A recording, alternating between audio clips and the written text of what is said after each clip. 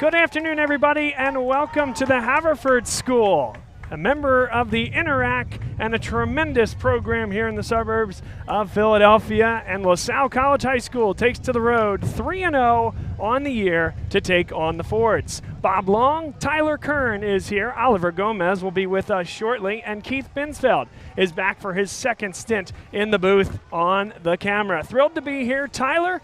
Since we last talked and since we saw you on the air, LaSalle, after beating Harrisburg, took down an extremely talented Malvern Prep team and then went down to Calvert Hall and took on a regional power.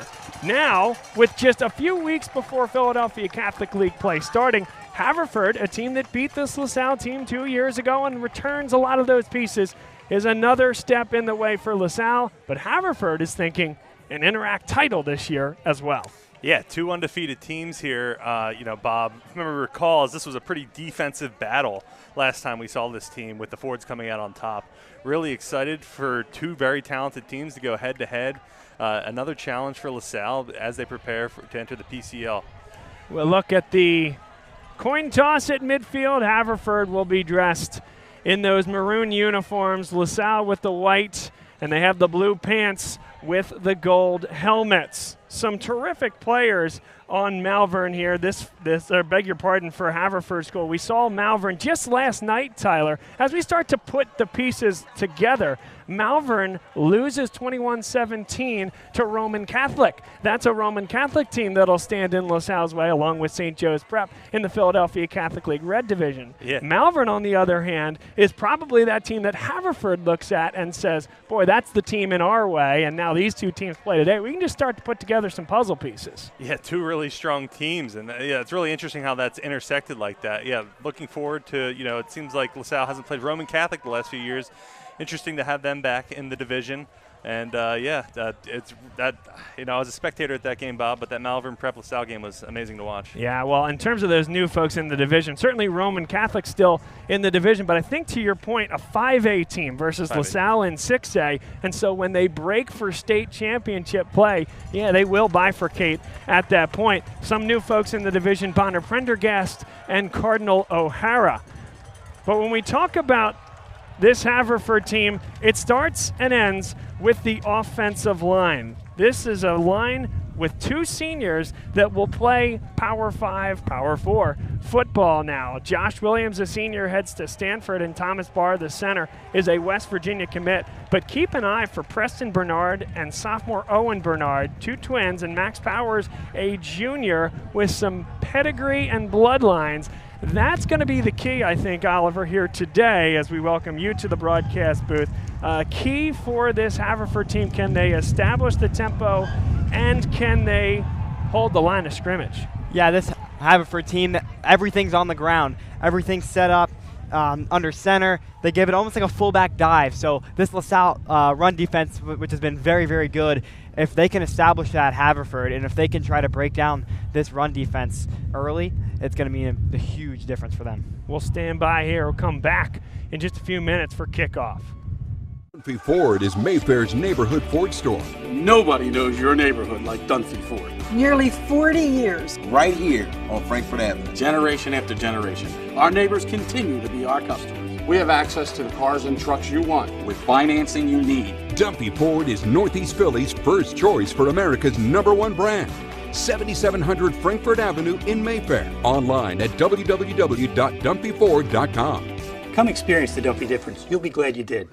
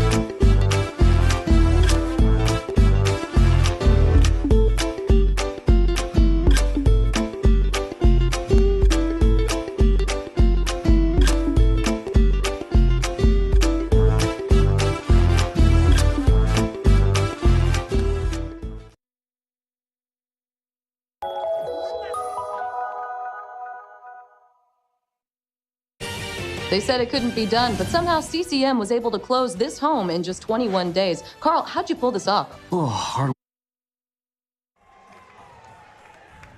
Sorry to interrupt the Binsfeld Lending Team commercial there. We got time for kickoff, but you know what? He's standing right next to us here of Cross Country Mortgage and heck of a hobby with the camera. This guy is terrific. He's with us in the booth along with Oliver Gomez, Tyler Kern, and Bob Long. Like this vantage point we have right down on the field. And we are underway as Jaden Rivera takes it from the 10. And LaSalle covers it well. The defense for the Explorers come out, but first let's meet the offense for Haverford School. We met the front five earlier, but Josh Williams, Preston Bernard, Thomas Barr, Owen Bernard, and Max Powers going across the front. Finn Tierney is a senior, took over for the starter Matt Gaffney in the very first game of the year when they played against Wyomissing. It was a tight battle all offseason and all summer for the starting quarterback position. Tierney came up a hair shy, but he was ready when his number has been called. This team still unbeaten. Samaj Lee, Jaden Rivera, and Colin Campbell-Williams in the backfield. A whistle here as we'll meet the wide receivers, Nick Krakovitz, Jude McClave, Quaman Waters, and Matt Jones. Jude McClave will also do the kicking and punting. On the LaSalle side of the football, Grayson McHugh, Andrew Swords, Jamel Williams when LaSalle goes into that odd man front. Jack Luthi, Dylan Clare, Colton McAleer at the linebacker position. No Chris Filippo here today. The wind starts to howl as the flag comes in. A false start coming against Haverford.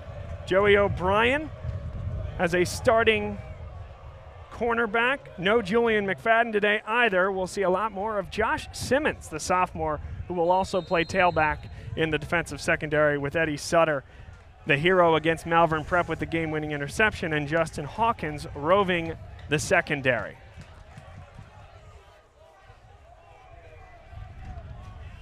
Lee is in the backfield along with Finn Tierney. And Lee takes the opening carry. Luthi got a hand on him. 3 Explorers gang tackle in. A gain of 1 on what was 1st and 15. Just a tough start for the Fords with that false start, dropping them back, and little to no gain there on first down.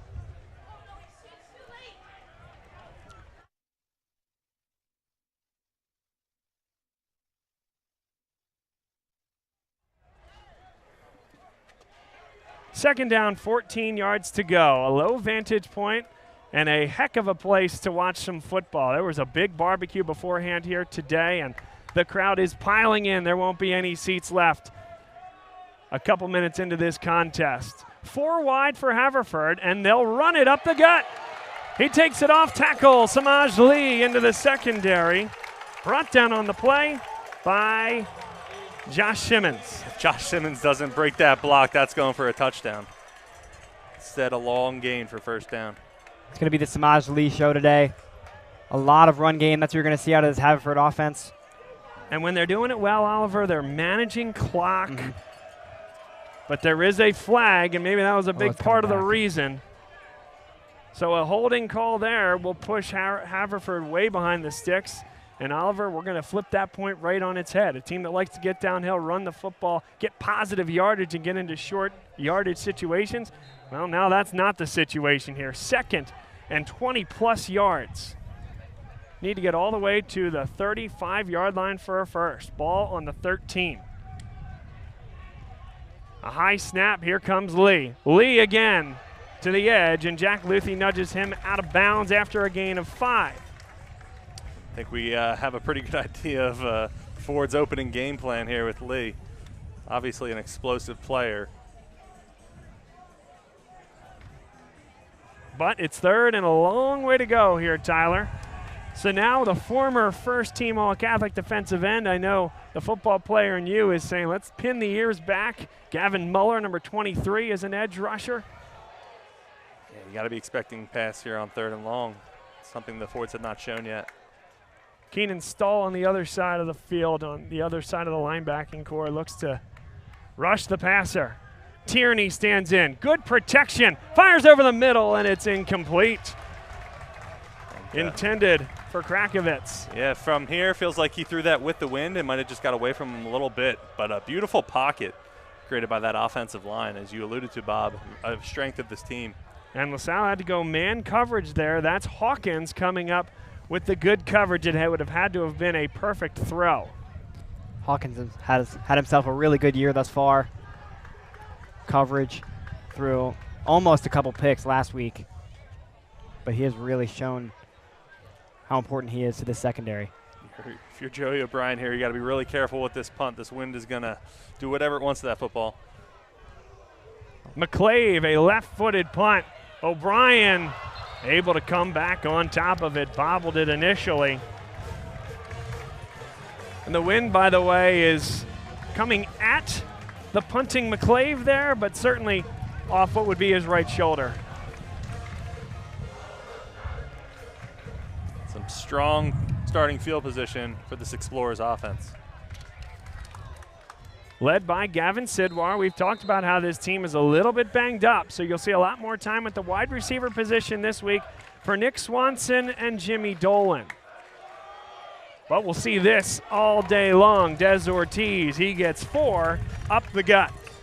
On the defensive side, Brendan Apple, Walt Frazier, and Phil Ocala. Third year, 6'2", 250-pound edge. That'll be a challenge for LaSalle's offensive line to keep out of the backfield. Matt Jones, Gavin Cooper, and Colin Campbell-Williams in the linebacking core. Samaj Lee, Stephen Cobb, Marcus Jones, and Gabe Denisi in the defensive secondary. Line to gain is the 40 on 2nd and 6. Sidwar will take a shot deep. He's got Nick Swanson, and he can't make the play. That was slightly overthrown. A wind-aided overthrow, no doubt about it. Yeah, Sidwar getting used to Swanson and Dolan, as you mentioned, with McFadden and Filippo off today. I mentioned Filippo because if we remember in week 1, he took a couple plays at wideout. So as he works himself back into this roster, we'll see if he lines up at a wide receiver position in the next couple weeks. But today they're going to have to go with Swanson and Dolan. That's difficult from a defensive perspective. The Explorers on 1st and 2nd down showed the same personnel in the same form, and 2 very different plays. 3rd and 6, a quick snap. Sitting down in coverage and getting to the sideline. That's a great catch.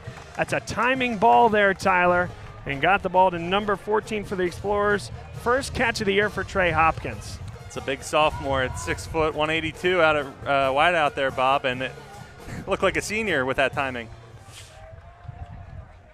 Well executed. LaSalle in the white with the blue pants offensively. Motoring down the field. Ball at the 36-yard line. Ortiz alone in the backfield along with Sidwar.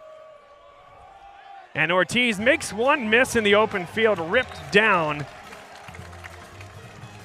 No gain on the play, but we'll get another look at this replay. This is a run-pass option, but again, I don't think Sidwar ever had his eye on that defensive end. That might have just been a called run. Yeah, it seemed like there was a missed block or miscommunication there, and good job by Ortiz making a miss for, getting where he did. If it was RPO, Tyler, then it's one where Sidwar would otherwise want to pull it, and that's why you leave the defensive end unblocked. Quick screen, Jimmy Dolan is taken down for no loss. 3rd down and a long way to go, about 10 yards. 2 strong defensive showing so far from both teams. Matt Jones roving that linebacking core. He's going to come to the right side of the line now. His right side, Gavin Sidwar in the shotgun, and Grayson McHugh. That left tackle position. Sidwar flings it across the middle. It's short, caught there by O'Brien at the 31-yard line, and it'll be 4th down and 5. No doubt about it, keep the offense on the field. Unless you want Aiden Hatfield with a wind-assisted 48-yard attempt. Not that he can't do it. He has the leg. But they want to keep the offense rolling early on in this contest. Yeah, we saw Brett Gordon start that off in Harrisburg, going for it on these 4th and mediums, and he's usually rewarded. Hopkins splits out wide. Dolan at the X position and Joey O'Brien in the slot. That's a handful for any nickel corner. 4th and 5, Sidwar fires, and it's incomplete, but that's a turnover on downs. Probably a good drop by Kwame Waters as he's diving for that football, so he would have been down there at the 13. Instead, the Fords come up with the football past the 30-yard line as they get their second offensive drive started. And what I saw there, number 10, Kellen Gardner, has just been a menace on that left defensive end, Bob. He's getting pressure every play on Sidwar. Gardner, a sophomore starter, all the way now to his senior year, of course. And now we're going to see more of Gardner on offense as well, Tyler. A terrific athlete and one of the best to do it here at Haverford. Krakovitz is the wideout on our near side of the field as we see it. Hawkins one-on-one defensively with no safeties out there. And as a result, LaSalle gets all kinds of pressure into the backfield, committing multiple guys. Luthi in there on the stop, as well as Dylan Clare. Really interesting, Bob. Like you said, it seems like the Explorers kind of selling out for the run after seeing what the Fords are capable of in the run game. And Tyler, you've heard us now, you've seen us, you've seen what's happened out here. A lot of calls for the linebackers. When LaSalle will go with a 3-man front, as they'll do from time to time over the course of the season, you'll see a lot more getting to the linebackers. This time, 3 down linemen, and those linebackers coming off the edge. Great pressure into the backfield. And another stop on a gain of just 1 yard. It'll be 3rd down and 10. Haverford's going to have to try to establish the ball in the air at some point in this game. LaSalle's run defense is just too good to be able to make a living off of it. Yeah. Have to trust their quarterback a little bit more. The Explorers essentially inviting them to pass the ball there with that man coverage, putting a lot on their cornerbacks in that man. Jamel Williams at that nose tackle position. Ryan Fandozzi at the one edge position and Gavin Muller at the other. 3rd down and 10. Line to gain is the 42. Claire is the one showing blitz. And they get unyielding pressure, but Tierney got rid of it. He had to get rid of that football in just a second or two. And a great catch on the play by the tight end. Move the sticks. Great throw by Tierney. He had pressure coming on him. Had to get on his back foot, make a good, accurate throw. And they're into LaSalle territory. And you'll see multiple tight ends over the course of the day. That one was Quinn Gallagher. You'll also see Kellen Gardner, who we mentioned on the last possession. Gallagher had a few inches on Simmons there as well. Made that catch a little easier. Finn Tierney on the handoff. And bouncing it is Jaden Rivera. Rivera taken down by Joey O'Brien. It's a ball game. Rivera making men miss. Good job by Rivera holding that ball there. Joey O'Brien was going right for it on that tackle. Well, this is what you were talking about, Oliver, in terms of Haverford controlling the pace, run the football, and then when there's a timely ball that needs to be thrown, trust your big, strong wideouts, a couple of them playing tight end, to go get the football and extend drives.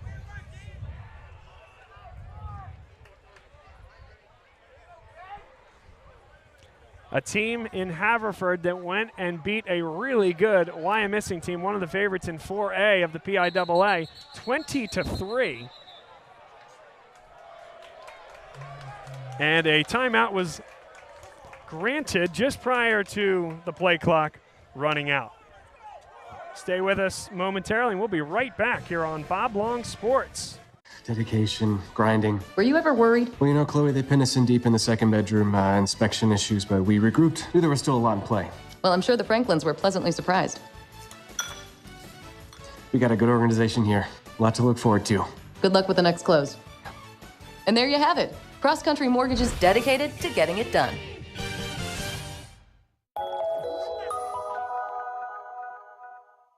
So, it's time for your business to renew your lease. Or perhaps you're right-sizing or relocating. This can be an exciting time, but it's also a major project to undertake. Hundreds of decisions to make, some of which may impact your business for the next decade. You know you need an expert on your side from start to finish. What if this expert... First down and 10. Haverford called timeout. As you start to see those cars roll by in the top right-hand corner of your screen, they're going to lob to that corner, and it's incomplete. Tierney intended for Krakovitz. That is Lancaster Avenue, by the way. Tyler, you're living right down the street from here. Yeah, Haverford Township local now, so it's, obviously, I'm a little split here, of course. Yeah. I'm an unbiased announcer, Bob, but that's right. That's a tough pass there.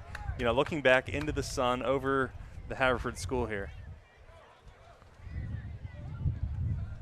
Second down and 10.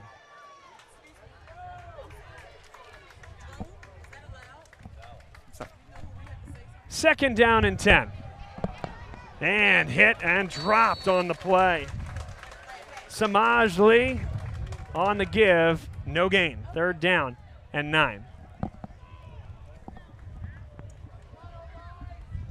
So Tyler, I heard the nature of your conversation there. So drones are not allowed in PIAA sanctioned games. And I believe that, well, here's what I believe. I believe I don't know the rule for sure in terms of non-PIAA. And this, of course, is a PIAA school versus non-PIAA school. There is a drone hovering around the back end of the Haverford end zone. Of course, a lot of programs will use that to garner film and do things of that nature. So there were some concerned citizens. Lee, though, on the give on third down. And here comes the special teams unit. Off comes Tierney, and on comes Jude McClave. We had that game 2 weeks ago in Ocean City. Had a little bit of a stoppage for a drone going up. And that might have been an Ocean City High School type of thing. Certainly, because that also is not a PIAA opponent. Great shot there, Keith. Let's get to the field goal kick as well. That kick is up. Got it. And good. 3-0. Haverford leads over LaSalle. This is a big day here at Haverford with a big tailgate and a big barbecue beforehand. Certainly all the expectations in the world coming in for this LaSalle team for what they've done, but Haverford saying, look at us. We're undefeated as well. We've challenged ourselves, and they have a 3-0 lead at home. Stay with us. No conflicts of interest, no landlords to answer to, and a fiduciary responsibility to work solely in your best interest. Someone who knows the questions to ask, the levers to pull, the pitfalls to avoid. Enter the experts at Gola Corporate Real Estate. They've seen it all over the course of thousands of transactions in dozens of industries. Gola gets it. And what if those experts came with a team? Subject matter experts to manage everything that comes with this process. Space planning and design, relocation planning and budgeting, helping you manage your vendors, construction oversight, all with zero out-of-pocket cost to you. A turnkey experience that 3-0 Fords as LaSalle will get the offense back out on the field. Jimmy Dolan out to the 25-yard line, ripped down there at the 26 by Kwame Waters. We talked a little bit about some of the keys with LaSalle missing Filippo and McFadden here today, but let's meet the rest of that offensive unit. Grayson McHugh, Chris Berneski, Seamus Pinkerton, Andrew Swords, Jacob Jackson. Up front, Gavin Sidwar. He's the Rutgers commit who will play quarterback. Brian Christie at times will play at the fullback position. Des Ortiz, and who you're seeing now, Josh Simmons. They will trade snaps. That's Josh Simmons in motion. Flipping it out that way. Wide receiver blocking up the field. And how about Simmons, who was down on the play, but finds a way to fall forward with the best of them. Tyler, I think we've seen a lot of that out of him this year. Yeah, Bob, you might not know this about me. Favorite part about football is good wide receiver blocking. That was incredible by the Explorers, just opening it up for Simmons, who's just an athlete, and as you mentioned, was down by contact there. Yeah, good look there from Keith Binsfeld on the camera. tight shot of that play. Now we'll see some more of this. Ortiz was split out wide on the last snap, but with Filippo and McFadden not in the contest today, a lot more 2 running back sets to be expected. This is Des Ortiz diving forward to the line to gain. Got 2.5 when he needed 2. And Oliver, how about Josh Simmons leading the way? Yeah, he has been a very good utility guy, been able to catch the ball as we saw, getting some extended reps in that first Harrisburg game, and he's been a part of just about every other LaSalle game so far this year.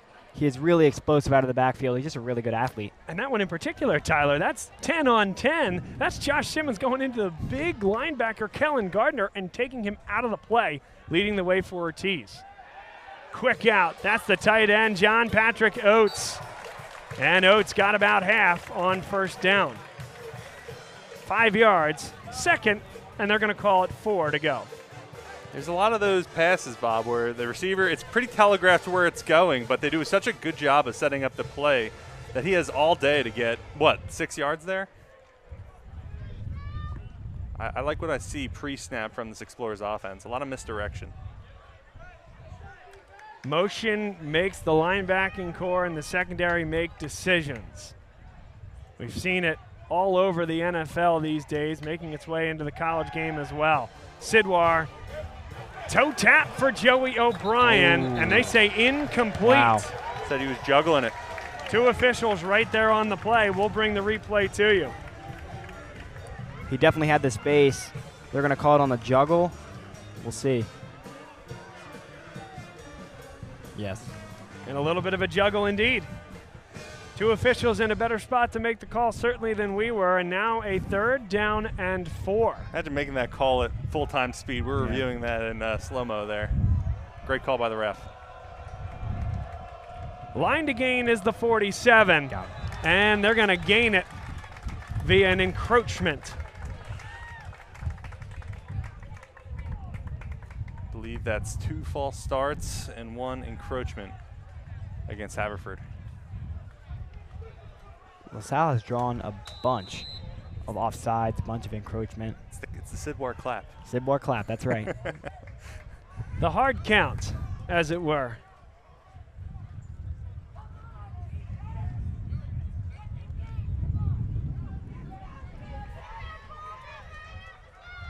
A windy afternoon with 5 on the play clock, 1st and 10. John Patrick Oates, the man in motion. And a run up the gut there off the tackle. Big play on that one made by number 53. And that's Walt Frazier. No, he's not a basketball star, folks. He's a 6'3", 285-pound junior. What a beast.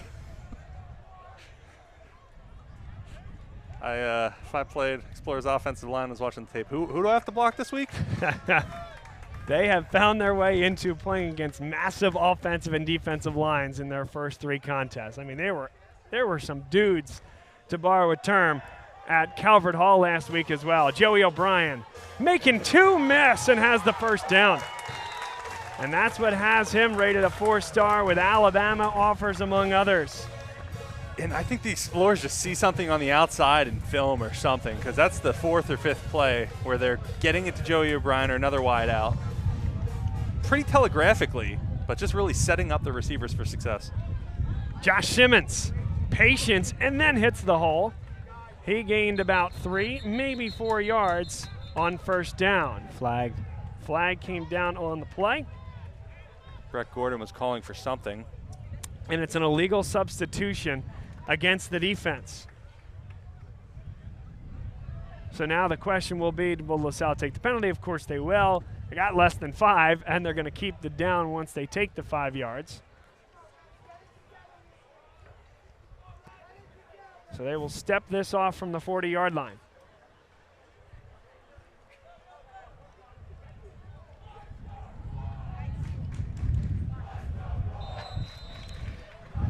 .56 seconds left. Clock is ticking here in the first quarter. It's a quick first quarter.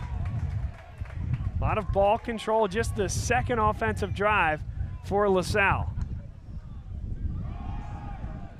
Josh Simmons off the right tackle has the first down. Needed 5 and got 6.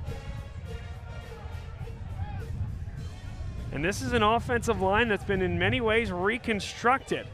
A lot of first-year players. Little hurry up there. And forcing Haverford to take a second timeout with 35 seconds left.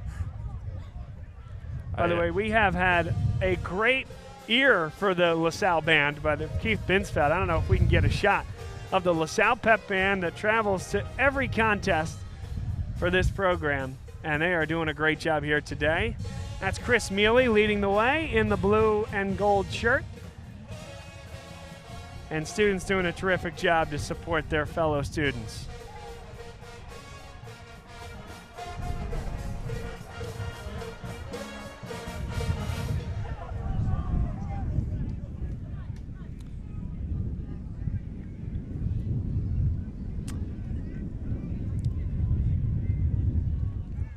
First and 10 from the 29-yard line.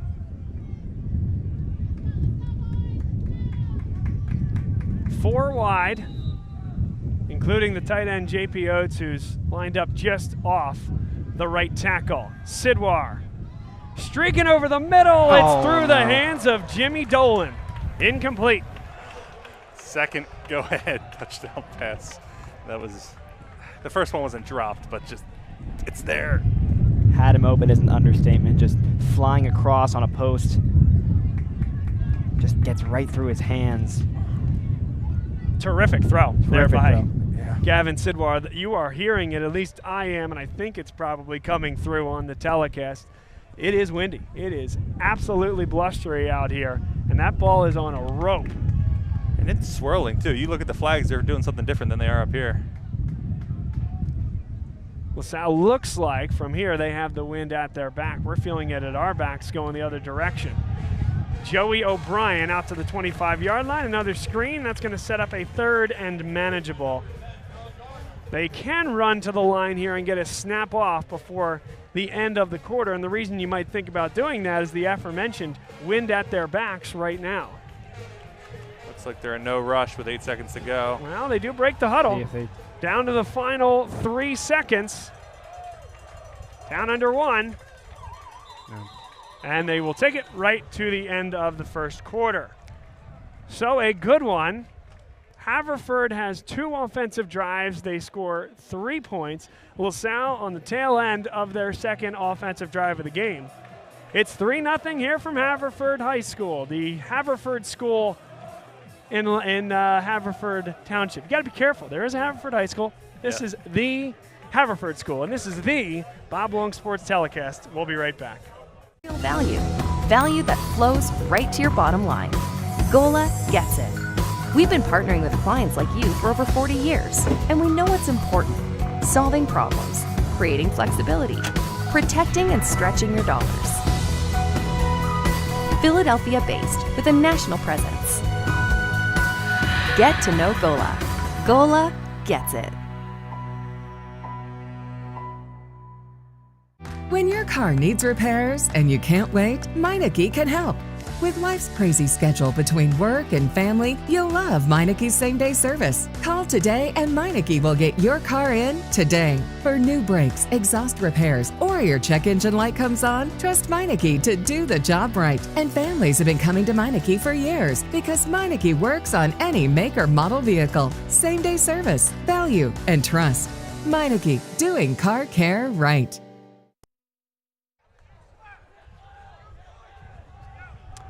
Third down and a little bit more than 5 yards here to start the second quarter. 4-down territory as well.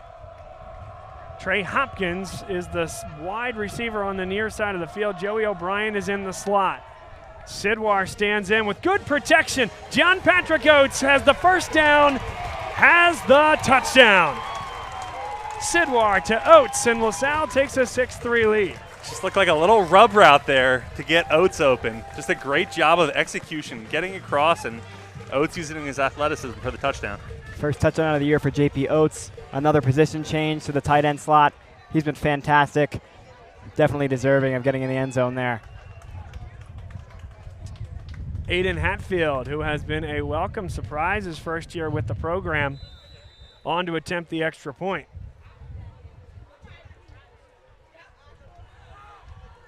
Folks are starting to learn. Look out. So is that car. Oh, my goodness. Almost mounted the football on top of the spiked fence out there. Yeah, or mounted on the spiked hatchback. Look at that gray hatchback. Oh, my goodness. It's still gray. It just has a dent in it now. It sure does. And that's the beauty of high school football, guys. These are not cookie-cutter stadiums here.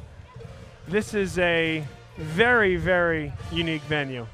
I'd be interested to hear who's liable for that damage. I assume not Hatfield, but. Spoken like a guy who's maybe had an errant tee shot or two on a golf course surrounded by homes, Tyler. I've also been the victim of it, Bob, so well, that's a give-and-take relationship. That is true.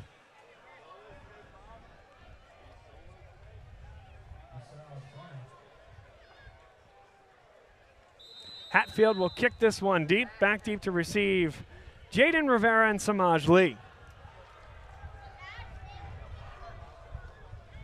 Hatfield angles this one towards the sideline. That's a nice job to come up and get the football. Rivera steps out of bounds at the 24.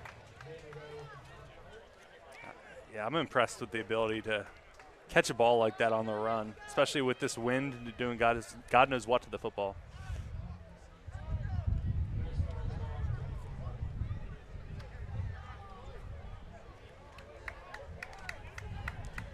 We got a ball game here today, and I think folks that know this Haverford program well, that does not surprise them. But LaSalle has been the belle of the ball in many ways throughout the first 3 weeks of this season. Maybe the team more so than anyone else in the state of Pennsylvania that's jumped onto the radar. It started with a 45-7 win against Harrisburg. Nice job by LaSalle stringing it out and taking down the running back number 24, Colin Campbell-Williams. Yeah, that was a good job by number 47, Keenan Stahl. Looked like a defensive end, or at least was holding the edge. Looks like he'd been held up a little bit, but did enough to kind of make that run bounce to the outside. He's had a couple of nice plays early on, and he's been lining up when LaSalle goes with 4 down linemen. And a nice open field tackle by Eddie Sutter, like you mentioned, Bob, the hero of the Battle of the Beach with the interception to close that one out. A nice open field tackle for Sutter. Tierney in the shotgun. 3 receivers to the right side. He'll look that way, fire across the middle, it's intercepted. Claire with the initial contact on the play. Christian Peterman brings it in, and LaSalle's in business. Dylan Clare, we've been saying his name every single game. He's been making his presence known. He gets his hands to the football, pops it up in the air. That's dangerous over the middle of the field. And LaSalle in more good field position. They're already in the red zone.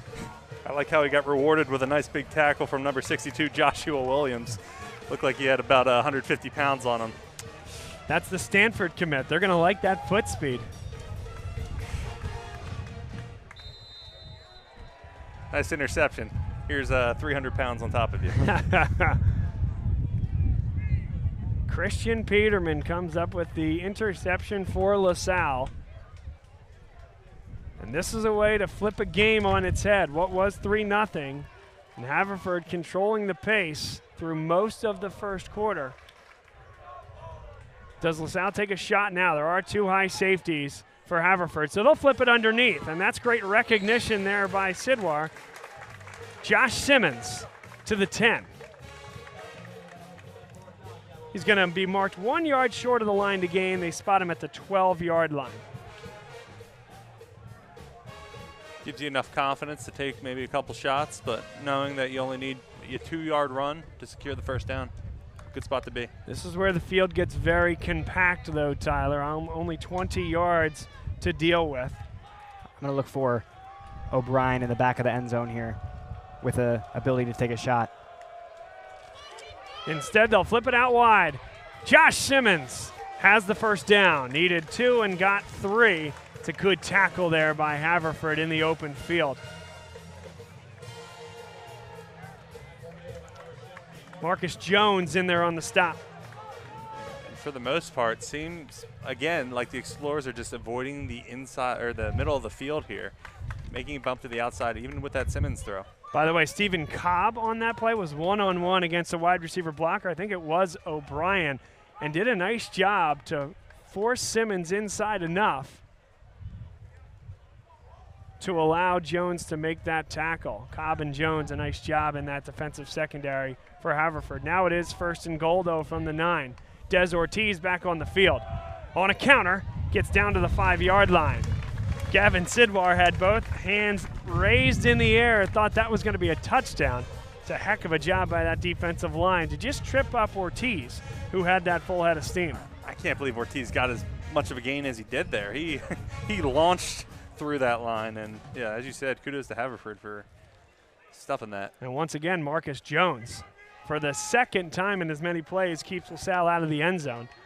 But the Explorers are getting closer. 2nd and goal from the 6. Can they punch it in here? The tight end, Oates, is lined up in the slot. O'Brien comes down with it. Did he get his foot down? Yes, he did. Touchdown on the lob from Sidwar to O'Brien. What do you do against that? That was incredible. What do you do against that? Nothing. Perfect throw. Great athlete. 6'3" frame. Get that toe down. It's a touchdown. No juggle that time. And Hatfield lining up his next car.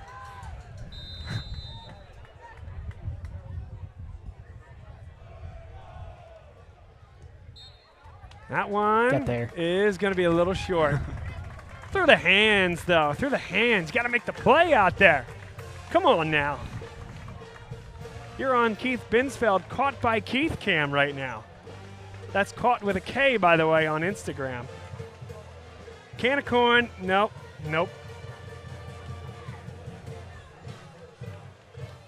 8:54 to play, 2nd quarter.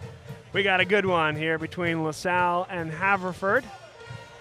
But the time is now, Oliver, for this Haverford offensive line to do what it does and do what it's been able to do and establish tempo, because you're seeing that front 7 for LaSalle start to tee off, and it led to the interception in part on that last drive.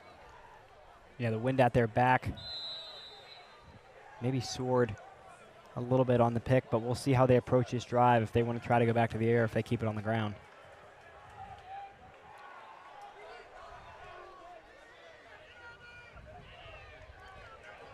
From the 15-yard line, Jaden Rivera. Rivera with a stiff arm to Hawkins and out to the 39-yard line. We'll get another look at that stiff arm caught by Keith. And by the way, I realized it after I said it, when I said it's caught by Keith and that's with a K. Folks might be thinking, how else do you spell Keith? No, I'm talking about the caught, folks. Caught with a K.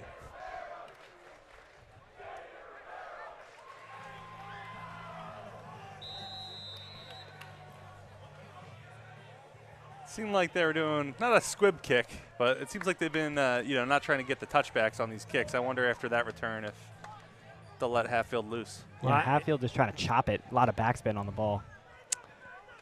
Into a steady wind, he's kicking at least in this direction as well. Hand off to Jaden Rivera, got to the edge and put his foot in the ground. Helmet goes flying loose after a gain of 3 yards. Owen Bernard, that's the sophomore, he'll have to come out for a play.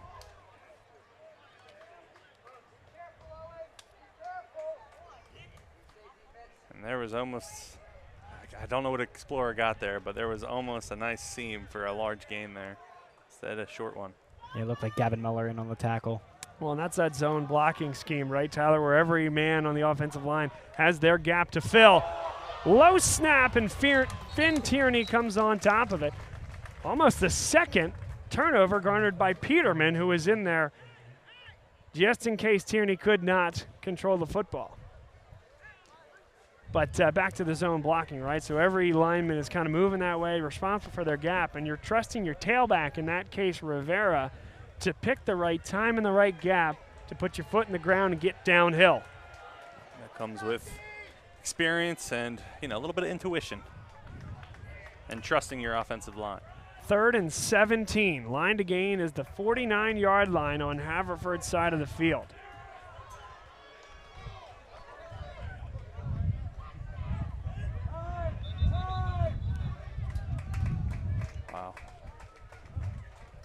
delay game.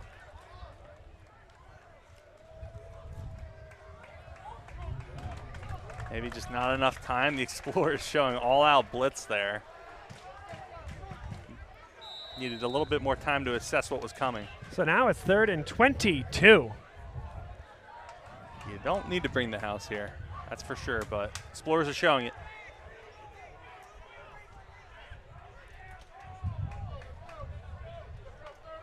Tierney barks out the signals. 2 linebackers showing blitz for LaSalle. Flipping it out wide, and Joey O'Brien in there on the tackle. It's a loss of 4, and man, that's a good thing that was over that outside shoulder of that receiver. Otherwise, that is a pick 6. Yeah. O'Brien was going for 12 there. Dangerous ball towards Jones. O'Brien somehow is able to get this tackle after reaching out for the football. And it's 4th and long as the punt team comes out. Wow. Matthew Jones came up with a heck of a catch there on a ball thrown behind him. So now 4th down and a long ways to go. They will have the wind at their back for this punt. Ryan back on the 40, his own 40. A left-footed punt, high to about the 50, and O'Brien, no problem there on the fair catch. He's a pros pro. Special teams, offense, defense. He's amazing. Does it all.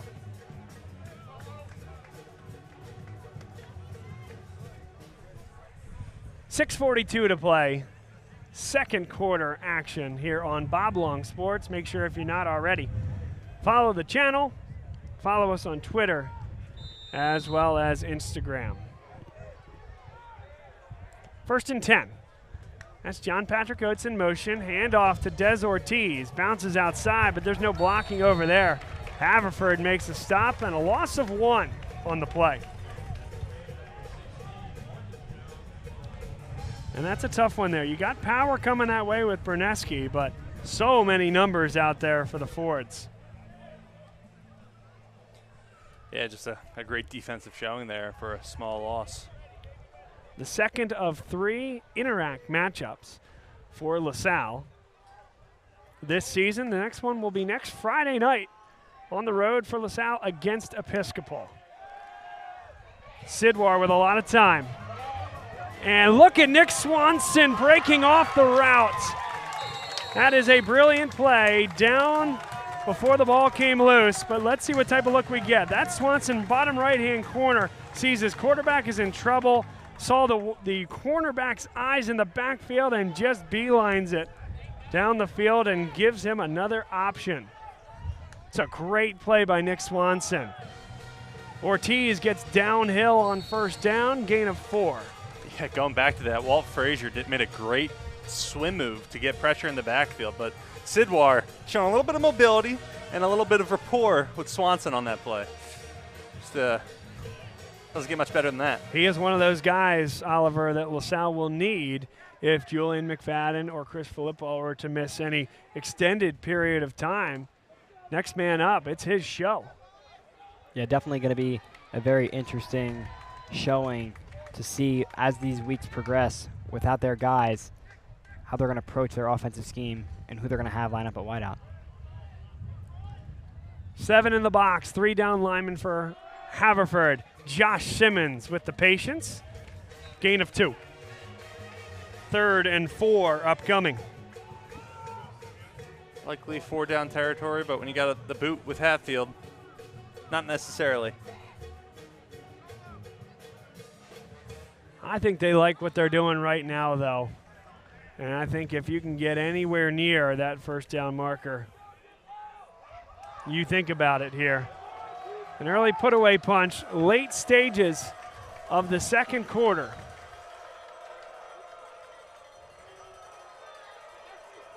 Two safeties high for Haverford. They do not want to get beaten over the top.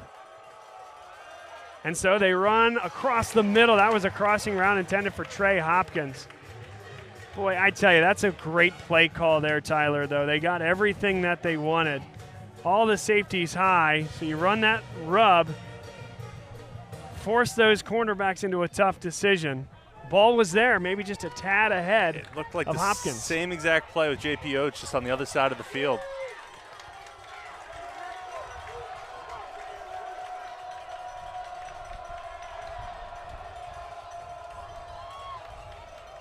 LaSalle with all 3 timeouts. Wouldn't be shocked to see them burn one here.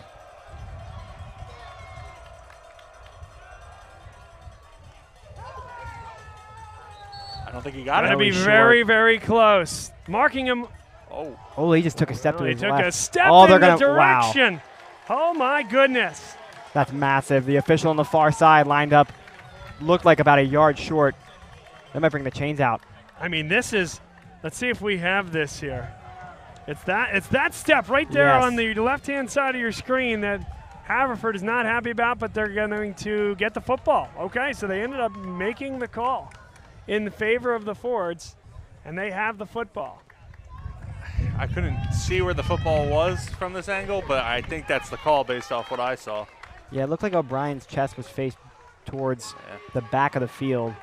Just a good tackle in the open field as he comes down with that football. He managed to avoid a huge hit there, actually.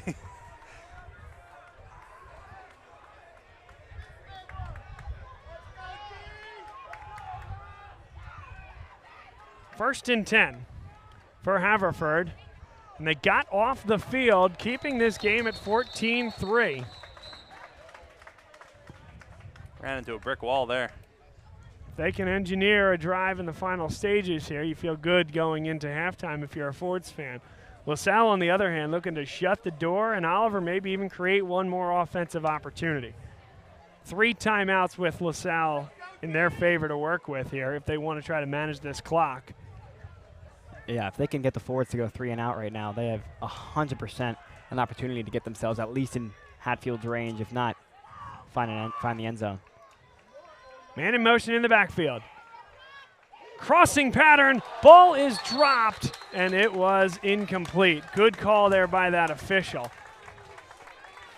Joey O'Brien just always around the football. I know he didn't make that play there, but that was a huge hit.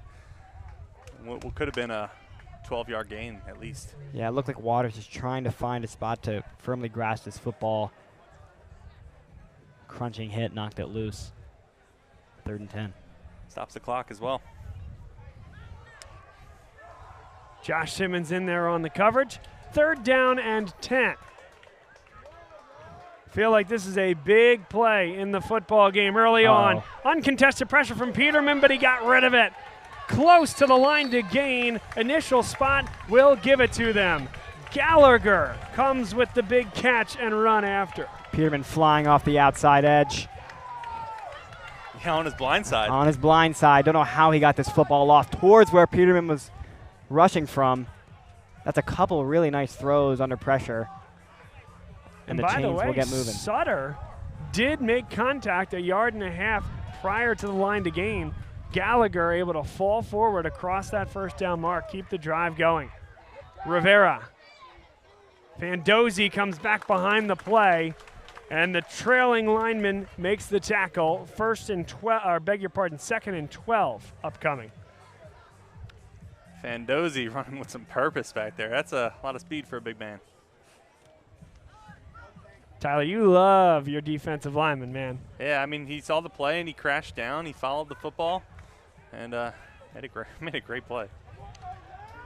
Like a young Tyler Kern was once taught back in the day.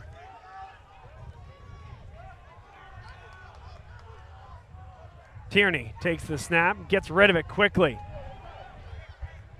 And pulled down on the play. Hawkins was in there, as was number 47 for LaSalle. We've seen a lot of him here today. Keenan Stahl. Curl route on the outside. Hawkins slipped a little bit.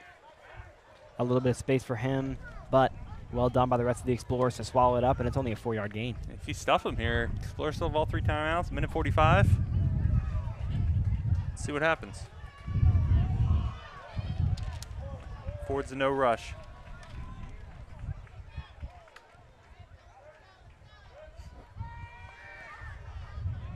To the outside, that's through the hands. That ball went with the wind. Nick Krakovitz, the intended wideout.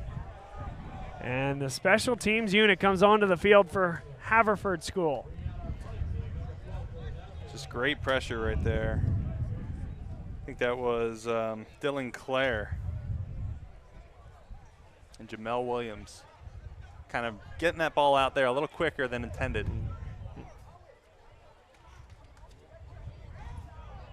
And it stops the clock. Minute 30.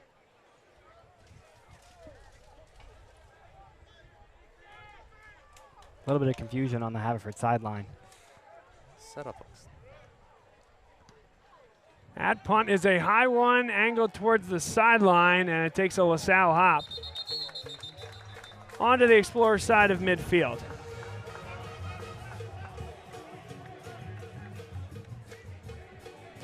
Plenty of time for this Explorer team. 3 timeouts remain, 1:22 to play in the half. First down temporarily stops the clock as well. It's the chains move.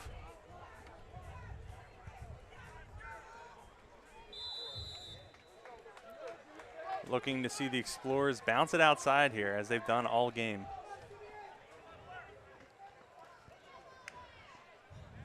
Sidwar flushed and throws it to the feet of Des Ortiz. He was the intended receiver. Ooh. No, that's, I don't know about that. That's yeah, not that's the right a mistake. Call. That should get overturned there. Unless that's a different call altogether. But no, they're calling intentional grounding. That's not the right call. That is not the right call.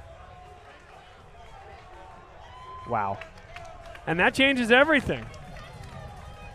That's Des Ortiz picking the ball up right there, by the way, in the replay. He's the receiver that they intended to throw it to. Has nothing to do about whether it gets past the line or not. Otherwise, every screen pass that's not complete would be intentional grounding. Haverford fans erroneously saying you can't do that. You can do that, actually. You can do that, and in this case, you're going to get penalized for it. So you can't do it. Well, is it a may or a can? May I? Can I? Second down, they need to get all the way to the 39-yard line. Sidwar dropped the football, got rid of it for O'Brien. O'Brien scooted out to the 42. And now the question is, what does Haverford School do with their one and only remaining timeout? They don't burn it as of now. I'm LaSalle. I do think I take my time a little bit here, because you're punting this football away. A little bit of confusion. If you don't get it. Yep. There it is. Timeout called by LaSalle. 46 seconds left. A very difficult call to reckon there. Very, very difficult call to figure out how that was intentional grounding when the intended recipient was 2 yards away and picked up the football right after it hit the turf. Maybe we could do a referee interview after the game. Yeah, maybe so. Maybe so. Good crew, though. These guys have done a great job all day. They've been urgent with getting the ball out to on the line of scrimmage, and have made some really great real-time calls, especially with that juggle and Joey O'Brien on the near sideline. LaSalle, we've definitely seen convert some of these 3rd and longs, 4th and longs. We'll see if they can get up to maybe a little past, or a little behind, excuse me, the 40. That's where we're probably going to see them go for it on 4th down. 3rd down and 19 yards to go. Line to gain is all the way at the Haverford 39-yard line. Full house here. Des Ortiz has no blocking out there. And does Haverford call the timeout? Right now the clock will continue to run. Surprised not to see the Fords. I thought they used all 3 timeouts. I know the scoreboard says otherwise. But yeah, scoreboard says 1 timeout remaining. Perhaps you are right, Tyler. I thought they used 2 in the first quarter and then 1 to avoid a delay in the game in the second. So LaSalle will handle the football to begin the second half. They do not need to punt this football. Play clock turned off. Down to 2.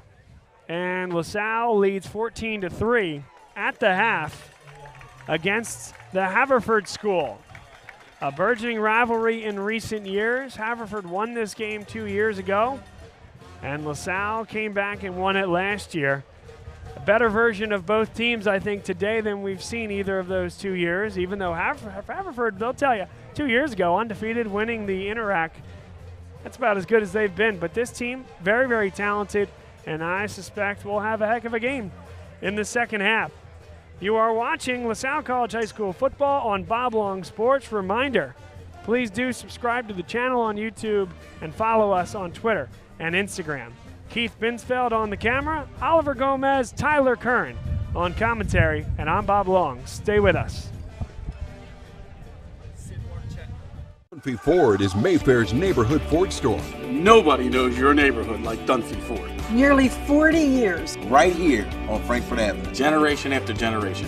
Our neighbors continue to be our customers. We have access to the cars and trucks you want with financing you need. Dunphy Ford is Northeast Philly's first choice for America's #1 brand. 7700 Frankfurt Avenue in Mayfair. Online at www.dunphyford.com. Come experience the Dunphy difference. You'll be glad you did.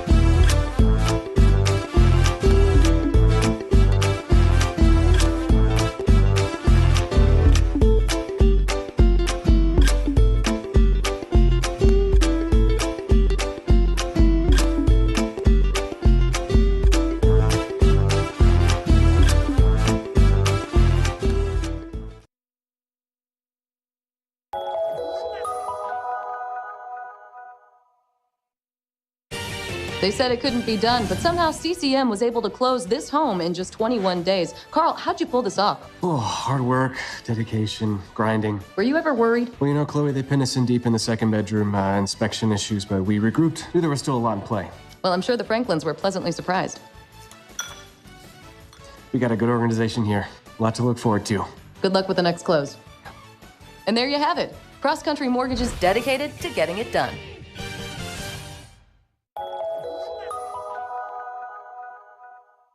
So, it's time for your business to renew your lease. Or perhaps you're right-sizing or relocating. This can be an exciting time, but it's also a major project to undertake. Hundreds of decisions to make, some of which may impact your business for the next decade. You know you need an expert on your side from start to finish. What if this expert had no conflicts of interest, no landlords to answer to, and a fiduciary responsibility to work solely in your best interest? Someone who knows the questions to ask, the levers to pull, the pitfalls to avoid. Enter the experts at Gola Corporate Real Estate. They've seen it all over the course of thousands of transactions in dozens of industries. Gola gets it. And what if those experts came with a team? Subject matter experts to manage everything that comes with this process. Space planning and design, relocation planning and budgeting, helping you manage your vendors, construction oversight, all with zero out-of-pocket cost to you. A turnkey experience that adds real value, value that flows right to your bottom line. Gola gets it. We've been partnering with clients like you for over 40 years, and we know what's important: solving problems, creating flexibility, protecting and stretching your dollars. Philadelphia-based with a national presence. Get to know Gola. Gola gets it. When your car needs repairs and you can't wait, Meineke can help. With life's crazy schedule between work and family, you'll love Meineke's same-day service. Call today and Meineke will get your car in today. For new brakes, exhaust repairs, or your check engine light comes on, trust Meineke to do the job right. And families have been coming to Meineke for years because Meineke works on any make or model vehicle. Same-day service, value, and trust. Meineke, doing car care right. Be a part of the biggest live events. The must-see matches. He's gone! The game day celebrations. Experience live sports and entertainment the way they're meant to be seen. With Joe Hand Promotions, the global leader of live entertainment for bars, restaurants, and cinemas. Create unforgettable moments that fans won't want to miss. Keep the food and drinks flowing with watch parties that will bring customers in the door and expand dwell time. And watch as these visitors turn into loyal customers with exclusive content relationships with the nation's largest sports and entertainment providers. In over 10,000 bars, restaurants, and cinemas across America, and customizable packages for every type of venue. Make your business the place for the next must-see event. Because if fans can't make it to the stadium or arena, your venue is the next best place.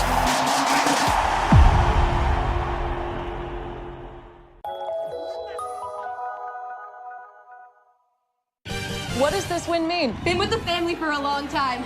With our team chemistry, it was bound to happen. Just close, baby! Such a big win from Cross Country Mortgage. Dedicated to getting it done.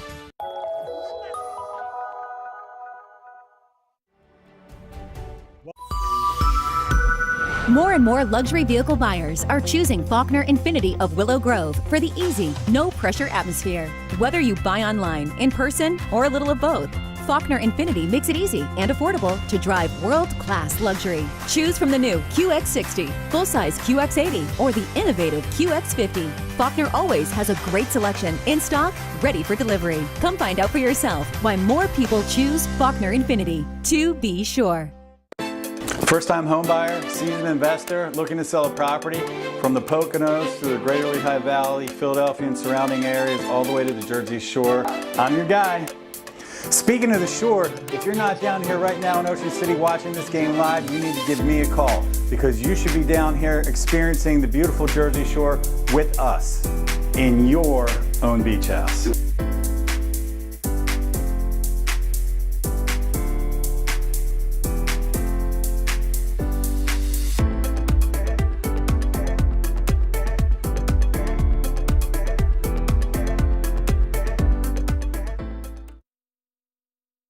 School's president since 2012, and I am so happy you're taking some time to explore all the opportunities LaSalle offers to a young man beginning his high school career.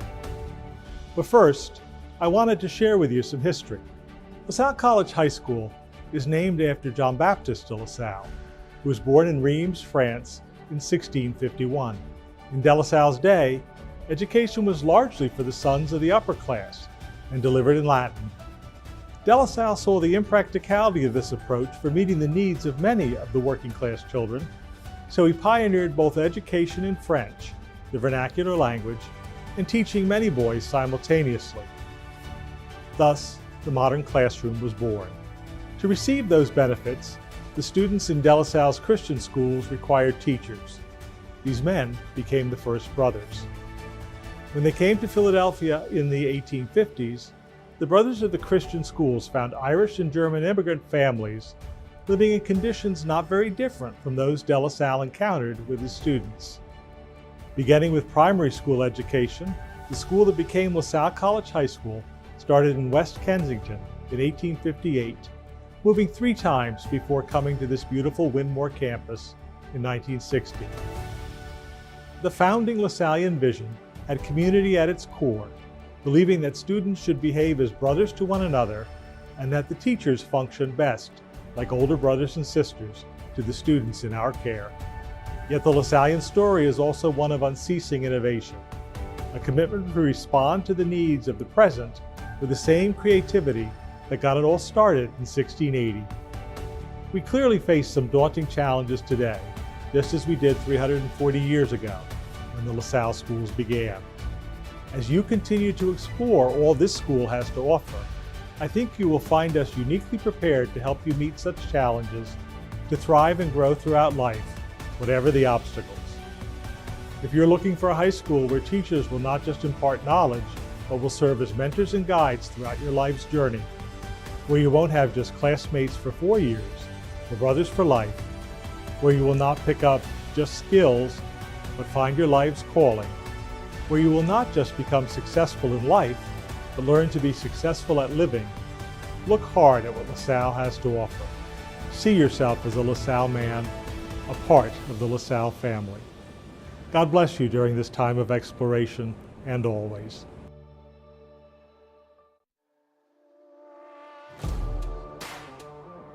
I feel like LaSalle is one of those high schools where every single sport team is a really good sports team.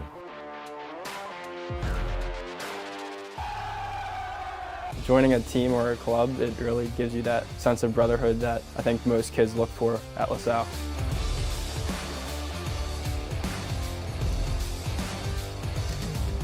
I'd say the coaches are supportive because they're constantly encouraging you and they want what's best for you as well. We have everything on campus that we could ever imagine.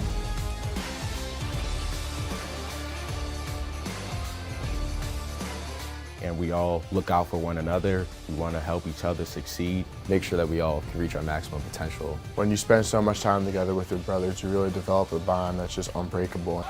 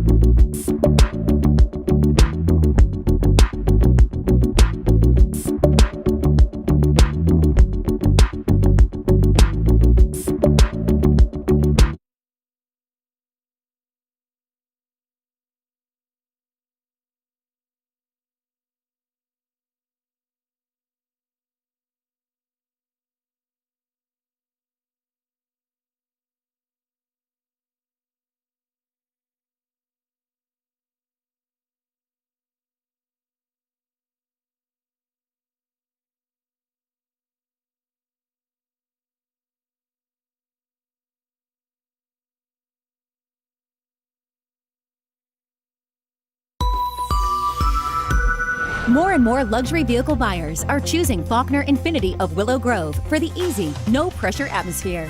Whether you buy online, in person, or a little of both, Faulkner Infiniti makes it easy and affordable to drive world-class luxury. Choose from the new QX60, full-size QX80, or the innovative QX50. Faulkner always has a great selection in stock, ready for delivery. Come find out for yourself why more people choose Faulkner Infiniti. To be sure. First-time home buyer, seasoned investor, looking to sell a property from the Poconos through the Greater Lehigh Valley, Philadelphia and surrounding areas, all the way to the Jersey Shore. I'm your guy.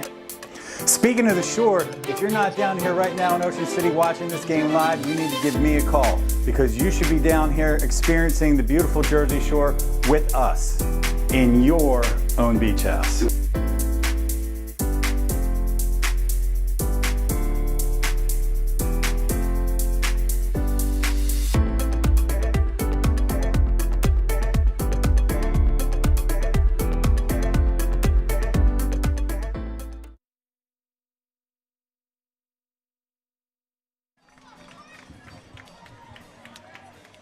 Welcome back, folks. A live look here at the scoreboard here at Spencer Stadium at Haverford. Bob Long, Oliver Gomez, Tyler Kern is with us here in a good contest between these two programs. We got a $1:18 on the clock. Might even have a little bit more as they'll put a little bit more time onto the clock here. But we have a 14-3 contest between the Interact Power Haverford School, a team that thinks they can go do that and go win that league this year. Malvern's going to be a tough battle. Episcopal looks good as well. And LaSalle, they have their own 3-team battle on the top side of the Philadelphia Catholic League, the Red Division, where Roman Catholic looks phenomenal. St. Joe's Prep is certainly the incumbent and a national power. And this LaSalle team is much improved behind a stellar junior class and about 8 or 9 guys that have changed positions with this new coaching staff and have been put in a pretty good position to succeed. Got a great contest here. Tyler, your thoughts on what we've seen to this point? Yeah, just kind of what we expected. What I've seen from these two teams year in and year out is a strong defensive battle, typically a strong run game, and that's how this started out. Look, Haverford was looking strong, starting 3-0, and then the Explorers fought back and scored 2 pretty easy touchdowns, one off of a turnover, I believe. And then it kind of fizzled out on offense and became more of a defensive showing again. So I think we'll see more of that and a little more scoring towards the fourth quarter once these defenses start to wear out. Oliver, thoughts on this first half?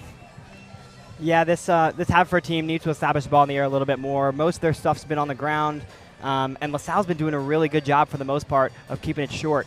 They have to trust Tierney a little bit more in the air. I know he's thrown the interception, and the wind's not going to make it easy, but I think this LaSalle run defense is just too good for them to be able to come back into this game. And a look inside our broadcast booth here. That's Oliver. That's Tyler, caught by Keith, doing his thing behind the camera. I'm Bob Long.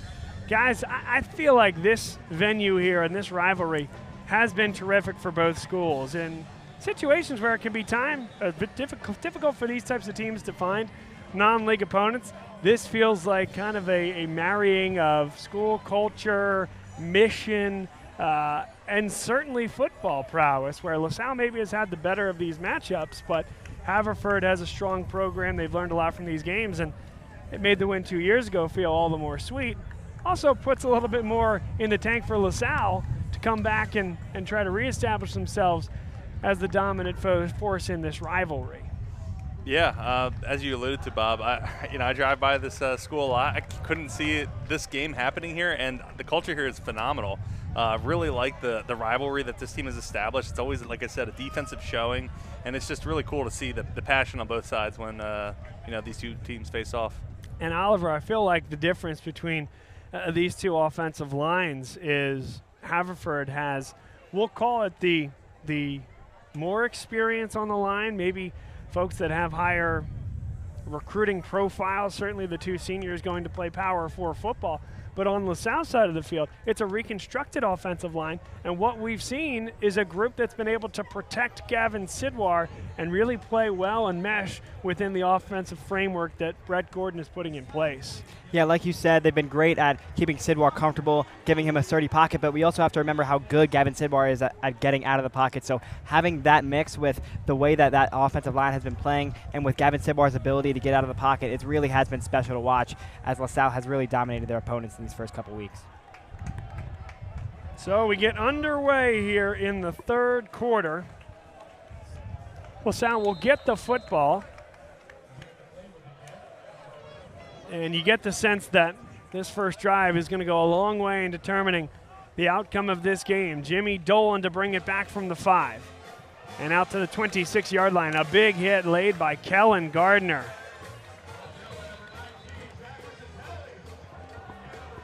One more look here at Dolan.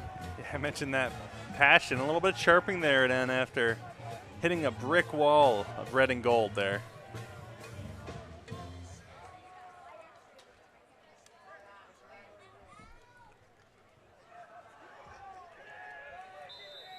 So Sidwar back out with the offense, Swanson the wide out. We've seen Joey O'Brien in the slot a lot today. Des Ortiz pulled down on the play. What a day for that young man, number 53.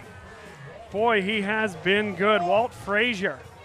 It might be the reason the Explorers have been avoiding the middle of the field for the most part. Frazier just having himself a day. Wouldn't be surprised to see a pass to the outside on this next play after that. A lot of college interest for the 6'3", 285-pound junior. Boy, just that frame alone, Tyler, is going to have colleges with a lot of interest. But you throw the footwork, athletic ability. Gardner was the one closest to Sidwar, and a great play. Sidwar to Oates. Boy, is Gavin Sidwar special. Like I mentioned before the start of the second half, his ability to get out of the pocket on the run towards his left finds Oates on the sideline. A great throw and catch, and it's a first down. Yeah, Gavin Sidwar, the engineer there, rolling out, feeling the pressure, throwing a dime right off of his back foot there on the run. That was amazing.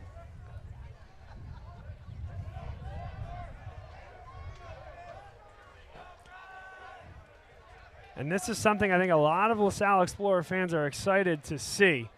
Both running backs out there on the field. Josh Simmons is in the slot. Sidwar for Oates, took a huge hit. Dropped on the play by Marcus Jones, and it pried the ball loose. Jones a little slow to get up. And that's been the bread and butter for J.P. Oates and Gavin Sidwar, is finding him over the middle for big yards. He takes a big hit, unfortunately. And it looks like Jones took the worst of it.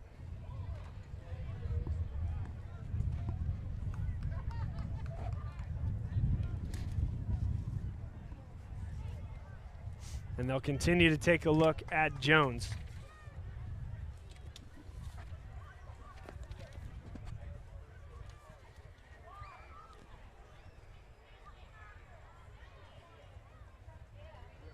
Something you never want to see there. You're playing high-level football, contact. It was a clean hit all around. And just sometimes someone's going to take the worst of it.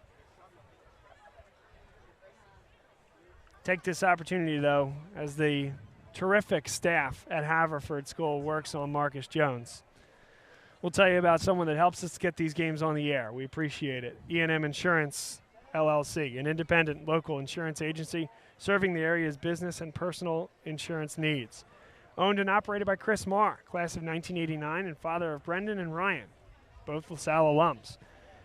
E&M Insurance has been servicing the Delaware Valley insurance needs since 1988, built on the principles of providing superior customer service and quality insurance solutions for the customers. They're an independent agent, meaning that it works with a select group of highly rated insurance companies, proving their performance over the years. Look for E&M on the web at eandminsurance.com. Find them on Facebook. A nice hand from Marcus Jones, who is still yet to come off the field. We're going to take a quick break and let the professionals here do their thing and work on Jones.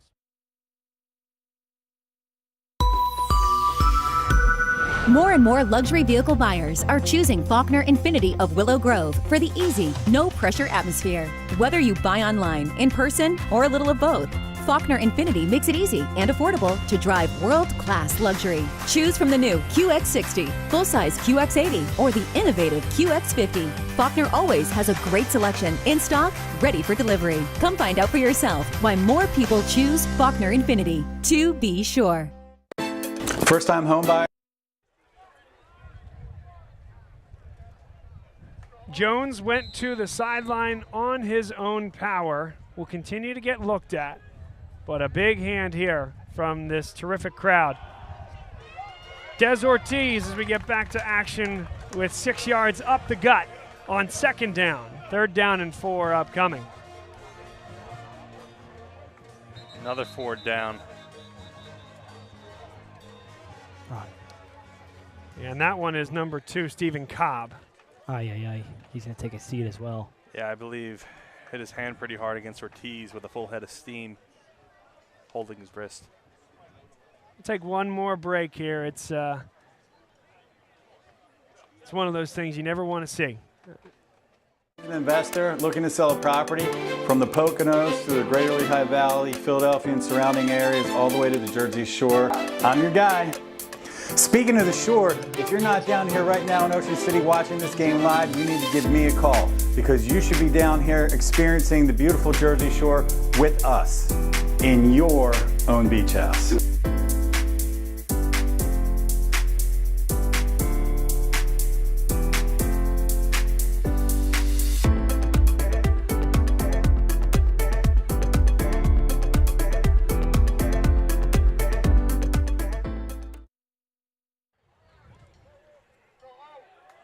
Great to see Cobb up and on his feet as well. Walked off to the sideline. Hopefully should be okay.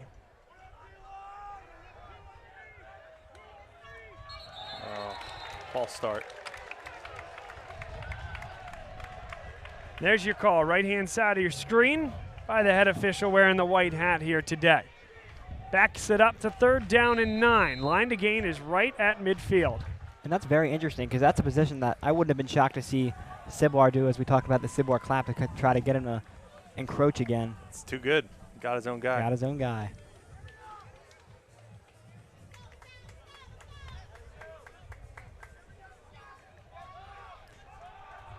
A sandstorm plays over the loudspeaker here. 3rd and 9. Ciboire. Gardner with the pressure. Ball is loose. And Haverford has it. Walt Frazier inside the 10. There's that big play to start the second half. Gets the Fords right back in it. Oh, they might get him for an excessive celebration, but what a big play. Ciboire rolling out on the blind side. Chopped, ball is loose. They bring it back to the 10, but they might pull this back a little bit. A flag came out after the celebration. Boy, can we get this again? Are we going to get this in terms of Frazier? This guy chops, breaks down like a shortstop. Are you kidding me? Look at that footwork by the big guy. I think he deserved a little celebration there, to be honest. Yeah, they call him sportsmanlike conduct. He didn't do all that much, though.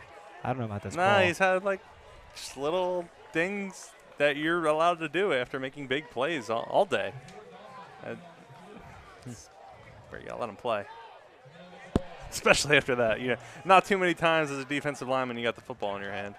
Again, Tyler loves his defensive lineman. Why not, too? That's where you made your bread back in the day. I'm just acknowledging the talent and physical gifts of that man.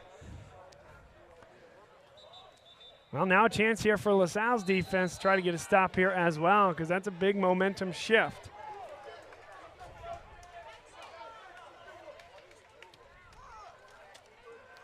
And off and a good start to this drive. 6 yards, maybe 5 for Rivera up the middle.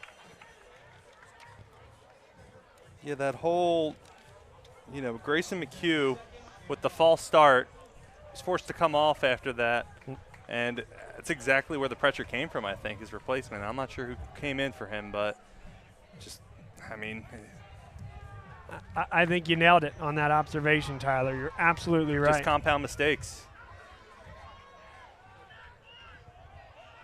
And now Jaden Rivera, it's a direct snap. Rivera falls forward and gets maybe a yard or 2 short of the line to gain. 4 down territory, you might think, although then again, a field goal gets you within 1 possession. Tierney lined up at the wideout, receiving the call. We'll see where he lines up on this play. Looks like a wildcat formation. Now Tierney will split out wide again. So Samaj Lee and Jaden Rivera. Rivera is the one, number 1, looking to the sideline and anticipating the snap. 3rd down and a long one. Rivera takes it off tackle and has the yardage.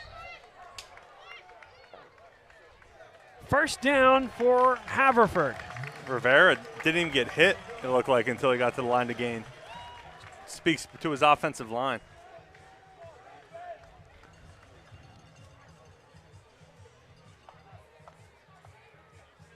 Not the first time this Explorers defense has been backed up today. And now it's rock and roll part 2 coming from the public address. It's a pretty raucous atmosphere, don't you think? Raucous is the word, Bob. 1st and 10. Ball at the 15. Rivera again, met and dropped. Taken to the ground by Jamel Williams and Ryan Fandozzi. Terrific play. Williams, a guy that we probably don't call the name of enough, quite frankly. And you rarely do on odd man fronts, that nose guard. He's the guy that is tasked with picking up 2 offensive linemen, plugging that gap, and freeing up the linebackers to make the tackles. That time, Williams gets his. He's quietly been having a good game, as you alluded to, Bob. There was a few plays, for a few pressures on the quarterback as well. He's he's got a great pass rush as well as a run defense. Tierney back in at the quarterback position. Shotgun. Samaj Lee goes off tackle, and that left side was just completely bottled there. That was a heck of a job. Thomas Barr, number 56, seals the edge.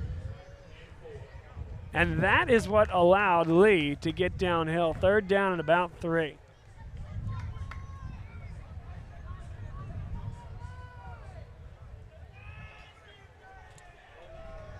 Now Simmons will come out to guard Nick Krakovitz one-on-one. Ball's on the far hash as we see it. Lee trying to nudge forward, won't get there. Maybe got a half a yard at most. 4th down and decision time as it's about 3 yards away. Nobody's moving on the sideline yet. And now very quickly, the special teams unit mobilizes. As you alluded to, Bob, makes it a 1-point game, or 1-score game. Big bodies coming on the field on both sides here. Special teams units getting out there. Explorers can't afford an offsides here. Jude McClave is 1 for 1. McClave gets it up and through. How did he get that out? I don't know how this ball wasn't blocked. One more look here. Bodies flying through on both sides. Through the window.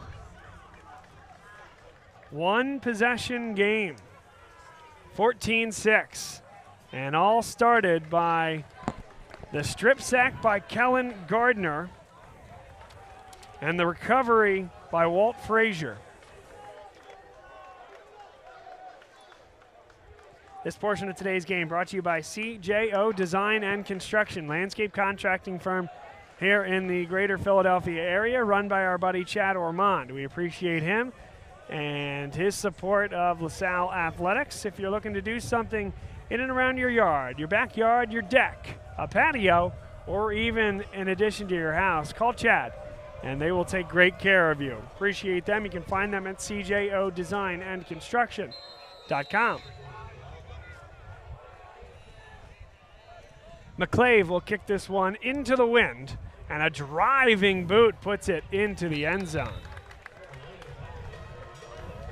Keep the ball out of the hands of the ever-dangerous Jimmy Dolan, and LaSalle's offense will start at the 25.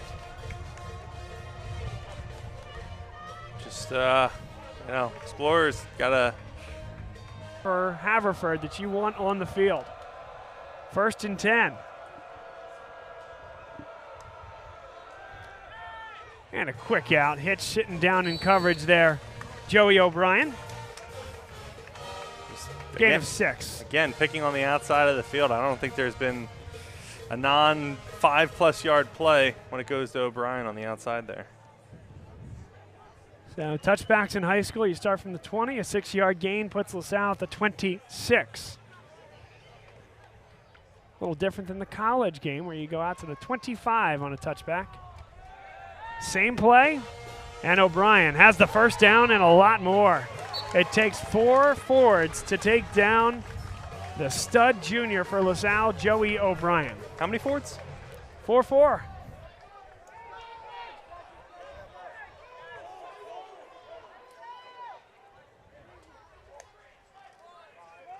Another one for O'Brien. Just keep going to him. J.P. Oates did a nice job blocking, and perhaps Samaj Lee thinking, hey, that was a block in the back. Until they prove they can stop that play. I mean, if it ain't broke, don't fix it. They've been doing it all. I'm doing it 3 times in a row. Let's see if they can do Lined up in the slot now is O'Brien, though.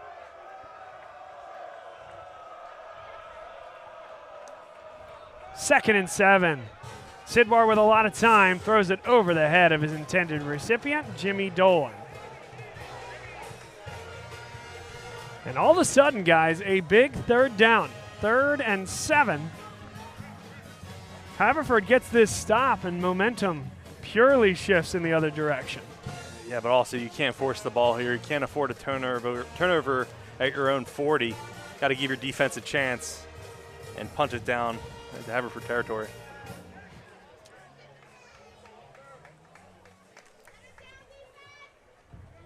Des Ortiz, the deep back. Pistol look here for LaSalle. And now they will motion into the traditional shotgun with tight trips on the other side of the field. They're going to go to Swanson. Oh. Swanson had 2 hands on the football, could not bring it in. What a dime. It's another really nice throw, like you said, through the wind for Sidwar. Had it in the breadbasket, just couldn't bring it in with a contested catch. Waters is the safety coming over the top. Big hit was waiting for Swanson there if he had brought that one down. And how about an opportunity for the Fords to tie this game? Hatfield, as the wind starts to blow a little bit more, he will have the wind behind him going this direction.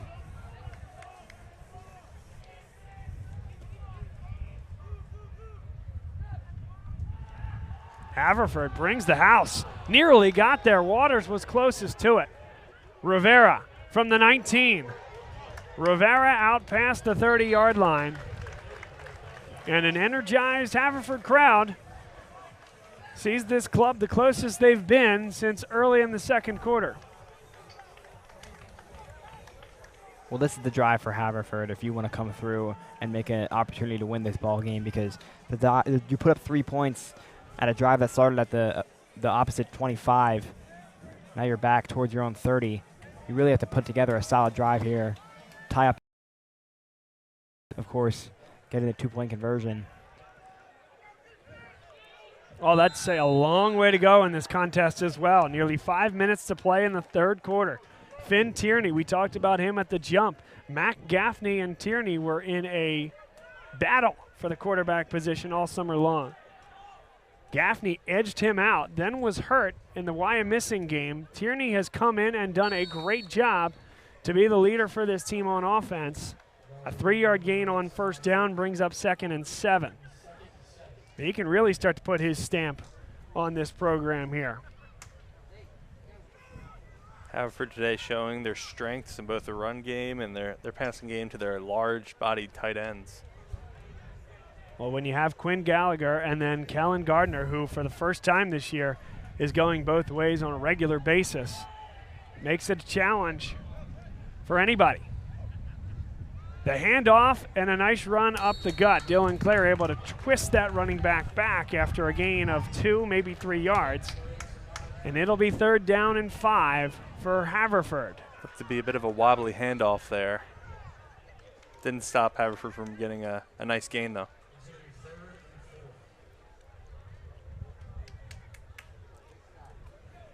Line to gain is the 41-yard line.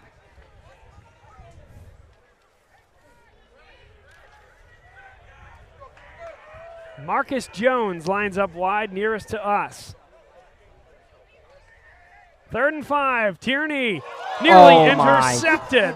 I don't think Joey O'Brien expected that to No, his hands. he goes up to try and make a play towards the football that was in the hands of the wide receiver, and what do you know? The football is actually hitting your hands now.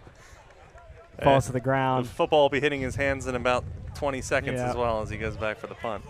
All that to say, Jude McClave also gets 2 hands on the football first, lets it slip through the fingers. That would have been a big conversion. Certainly the steps of Joey O'Brien, a lot to think about coming across the middle. And that is into the wind. That's going to hit a wall and push it backwards. Takes a huge hop in favor of Haverford inside the 30-yard line. That was almost disastrous, hitting an Explorer that was down on the ground.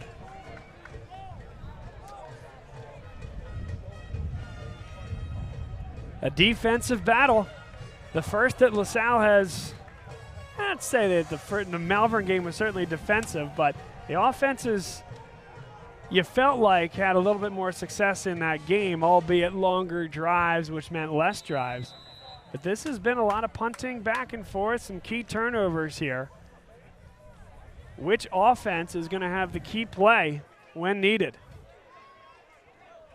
3 wide, well, make that 4 wide for LaSalle as O'Brien is the man in motion. Des Ortiz to the second level. 11-yard gain for the first down. It's got to be his longest run of the day, no?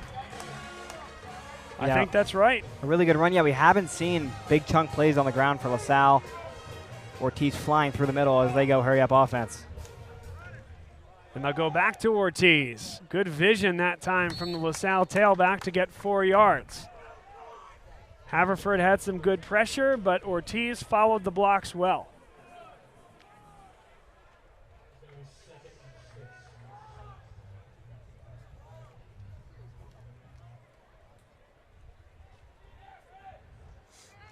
.236 and ticking. LaSalle in the white, Haverford in the burgundy. Sidwar, they'll run the screen. John Patrick Oates is hit by Kellen Gardner, and then 3 other forwards get in there to make the stop. Huge play by Gardner. Remember, he was the one that induced the strip sack on the prior offensive possession. Yeah, well-designed play there. Just looked like a missed block from number 75, Jacob Jackson. You can usually tell when the offensive lineman is, turned facing his own end zone as his receiver is tackled. Another threatened drive cut short. Rivera coming over to guard. There's 2 receivers for LaSalle on the near side here. Sidwar flushed, and that one hits O'Brien in the head. He had to get rid of it. You can't say he's not accurate. My goodness. There was a lot of contact there as well. Yeah. O'Brien got up looking for a flag. I mean, a little chirping from the sideline towards O'Brien as well. And so Haverford gets yet another stop, and a nice job by Rivera amongst others. Rivera's going to be back deep to receive this punt as well.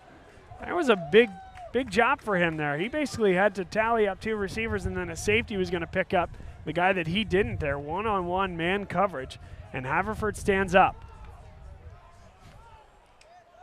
That's a heck of a punt. Hatfield didn't touch him. And it is caught there by Rivera. Rivera, by the way, a great baseball player, one of the top prospects in this area. Played summer ball in Georgia. We've seen his explosiveness here today. But one of those great 2-sport athletes that we see all over the place. Joey O'Brien and Grayson McHugh, star members of the LaSalle basketball team last year as well. A lot of great lacrosse players on both of these teams. 2 of the better lacrosse programs in the entire state, region, and beyond. The Haverford School in LaSalle. I know Keith knows that. Caught by Keith with us here today. Doing a great job on the camera. 5 on the play clock. Campbell Williams with the handoff and taken down after a gain of 2. LaSalle, they have been staunch in between the tackles here today.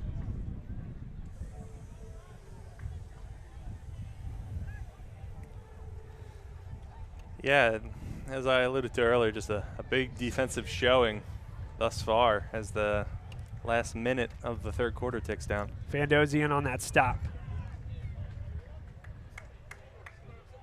It's a good defensive name. It's like bulldozy. That's right. Speaking of which, that's a nice job off the edge by Gavin Muller, another one of those guys that has had a position change this season for LaSalle. So quick to get to the running back, wrap him up, throw him down for another short gain. 3rd and looks like about 7. 34 seconds left. LaSalle gets the defensive unit out there, and Haverford does need to snap this football before time would run out in the game clock. Big 3rd down for both sides. 4 wide out for Haverford. Tierney dropped, and it's the big man Jamel Williams with the sack. Uncontested, flying through the offensive line. No chance of anything. And Tierney how about this? A timeout called with 4 seconds left. I love it. Brilliant on a windy day. Brett Gordon is going to force Haverford to punt this ball into the wind. Oh, man. That was a great display of how momentum works. Just a very large and quick Jamel Williams just pulverizing with that sack.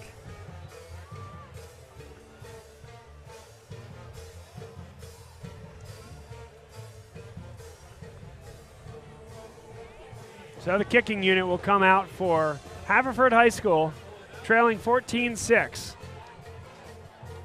It feels like these last few drives is just like waiting for one of the offenses to make a mistake, or special teams. You know, it's both sides have executed their punts really well and have not turned over the ball. So I think that will be a big deciding factor in the fourth quarter.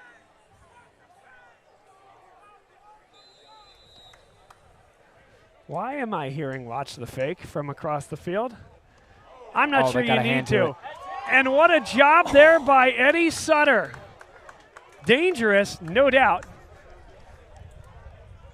But again, if that was indeed touched, then it's not dangerous because it's going to be your ball regardless. That's Sutter getting on the football and probably saving 20 yards there. So that's the end of the third quarter. And a good one here between LaSalle and the Haverford School. LaSalle inside the 30-yard line of the Fords when we come back.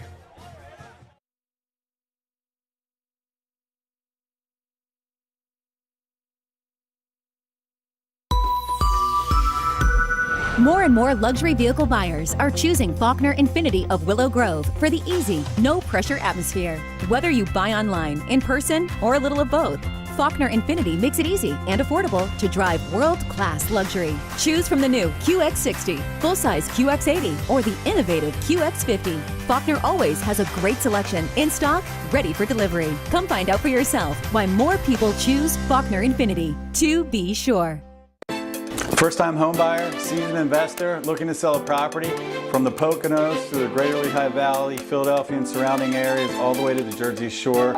I'm your guy.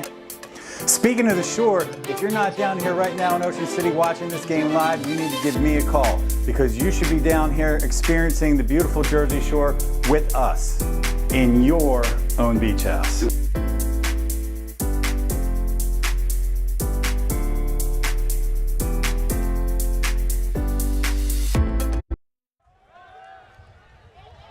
Fourth quarter action as we get underway. LaSalle, quick crossing route, sitting down in coverage was John Patrick Oates.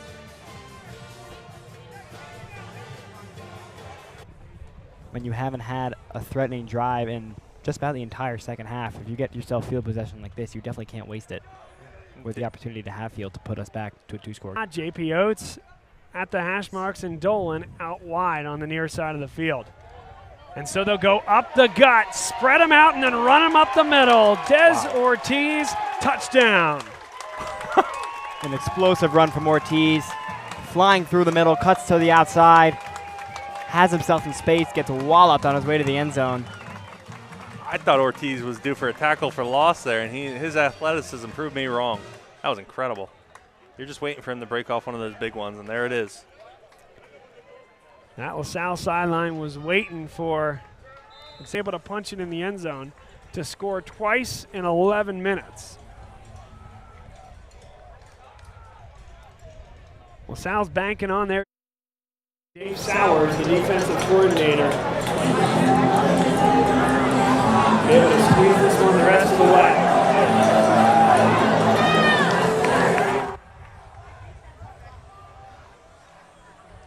Still a lot of time left in this ball game.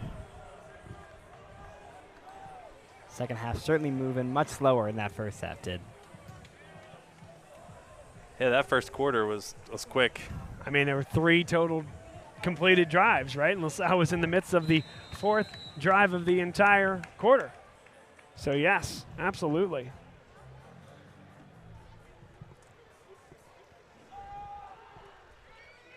Hatfield, a short kick, handled there by Jaden Rivera. Rivera is hit at the 33-yard line. He'll continue to scoot forward for another few yards.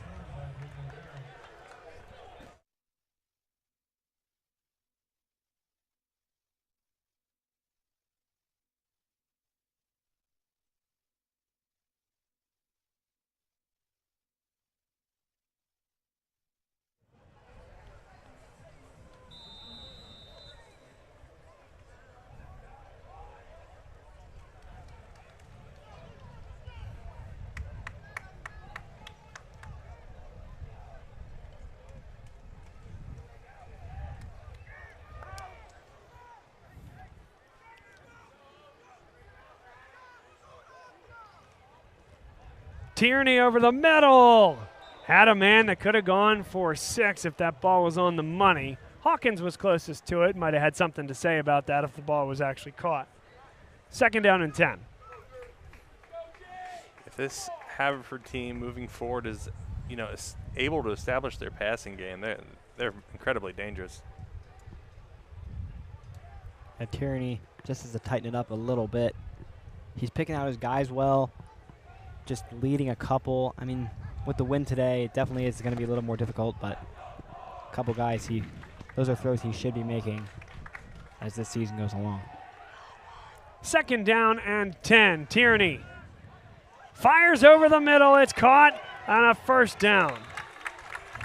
Good play over the middle by number 33, Matt Jones.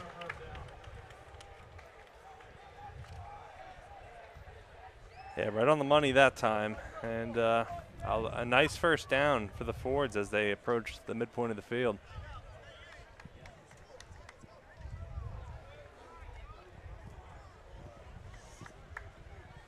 .45, clock ticking here in the 4th quarter. Haverford in no particular rush quite yet. Still a long way to go. They need 2 touchdowns. Taking the shot, one-on-one coverage against Joey O'Brien, and the flag stays in the pocket. Technically. Sure is. He feels every bit of it. It does. More and more luxury vehicle buyers are choosing Faulkner Infiniti of Willow Grove for the easy, no-pressure atmosphere. Whether you buy online, in person, or a little of both, Faulkner Infiniti makes it easy and affordable to drive world-class luxury. Choose from the new QX60, full-size QX80, or the innovative QX50. Faulkner always has a great selection in stock, ready for delivery. Come find out for yourself why more people choose Faulkner Infiniti. To be sure.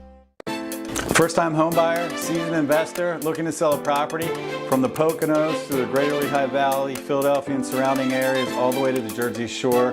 I'm your guy. Speaking of the shore, if you're not down here right now in Ocean City watching this game live, you need to give me a call because you should be down here experiencing the beautiful Jersey Shore with us in your own beach house.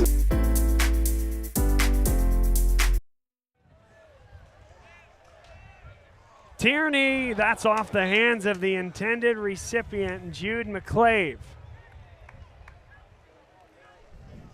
2nd and 10, you got to come down with that catch. You're getting at least 7 or 8, setting yourself up for a good opportunity on what would have been 3rd and short.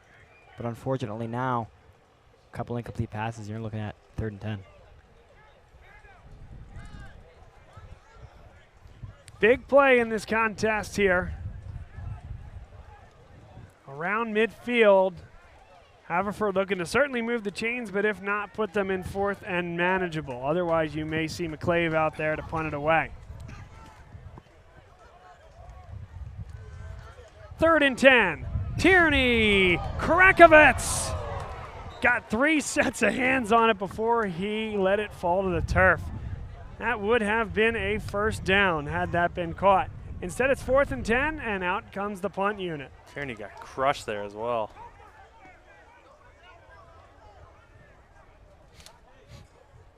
For the most part, his pockets have been incredible. Not a whole lot of pressure getting Tierney, especially in the 2nd half. I think LaSalle's going to go safe here. Would certainly be an opportunity where if you have a fake in the book, might be the spot on the field and the timing of the game to do it. Instead, McClave hits a pretty good one. O'Brien comes down with it and taken down at the 33-yard line. This is where championship teams are made here, guys, with 10 minutes and 12 seconds to go. Can this be the type of drive where you engineer 5 to 6 minutes, ending with a touchdown and erase all doubt? I know that that's what Brett Gordon would like to see out of his team and this offensive unit as it continues to evolve here in the 1st month of the season. Yeah, the ability to run out the clock is such an important skill for those championship teams, as you mentioned, Bob. This game is certainly favoring LaSalle at the moment, but there's still 10 minutes to go. Quick screen for the tight end, John Patrick Oates. J.P. Oates to the sideline after a gain of 5. The Explorers have definitely identified a weakness with the the Ford secondary attacking the outsides all game, whether it's J.P. Oates or Joey O'Brien or even Ortiz bouncing to the outside. Second down, they say 4 yards to go. Line to gain is the 44. The more interesting thing is it doesn't seem like Haverford has an answer to this.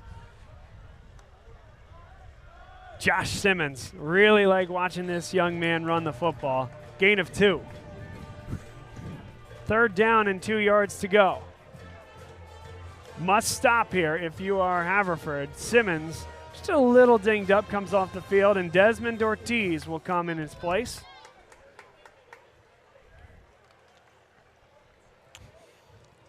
I'd say it's 50-50. It's going to Ortiz or maybe J.P. Oates on the outside here. I tell you, I like Oates and Swanson with no safety help, and yet a jump is going to give LaSalle a first down.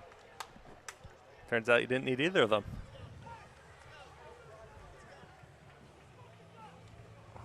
Just too many 5-yard penalties for the Fords today. It's 4th or 5th that comes to mind in terms of false start / encroachment.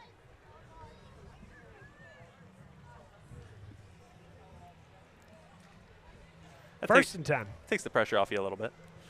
Sure does. If you're the Explorers. Clock continues to run.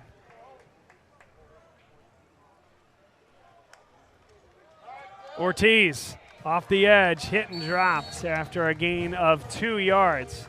Trying to go off tackle. Gardner did a nice job flashing to the outside. And as did Gavin Cooper. Explorers clearly running out the clock. That ball was snapped with about 2 seconds to go left on the game clock.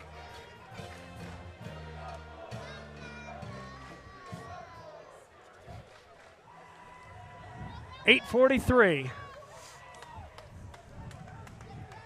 and ticking. LaSalle looking to move to 4-0 on the year, and you start to count down the weeks at that point. Episcopal on the road, the Explorers have next Friday at Cardinal O'Hara. That's at Norristown High School. Third down and 7.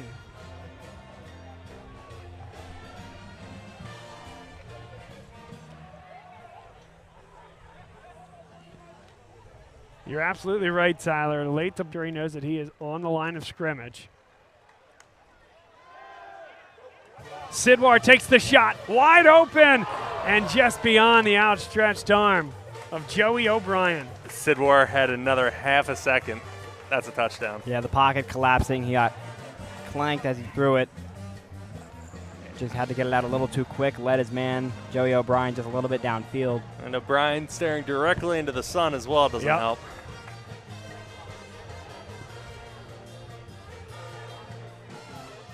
He's having a game, O'Brien, even with that near catch. He's just all over the field. He's a ball hawk. And that's why they have him in positions that keep him close to the football. Second down, 10. 6:59 to go. Des Ortiz, you kidding me? Turn on the turbo. Ortiz, touchdown. What a play design for LaSalle. O'Brien coming across on the jet sweep look. Opens up the space for the 2 outside rushers to try and get to O'Brien, but it's Desmond Ortiz flying through that gap. Cuts to the outside, gets himself in for 6.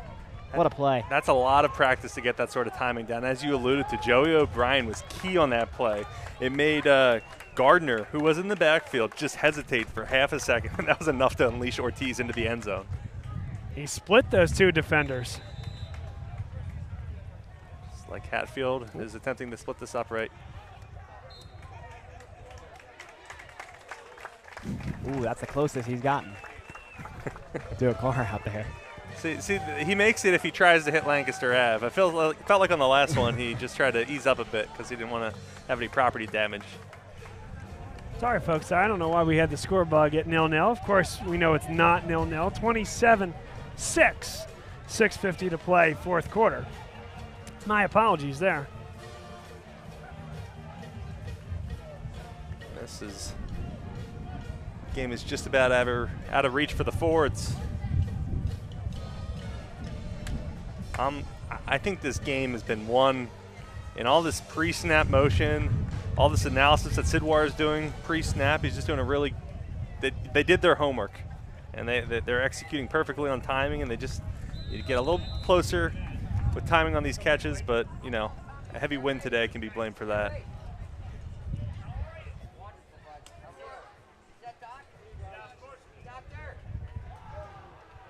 A 38-point win for LaSalle against State Power Harrisburg, a 4-point win. Oh, wow. Big hit there, and Rivera, though, continues chugging along.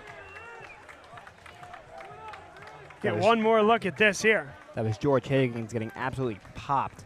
I thought George Higgins made the tackle by hitting the Haverford guy, but then Rivera stayed on his feet. Good hat-on-hat football.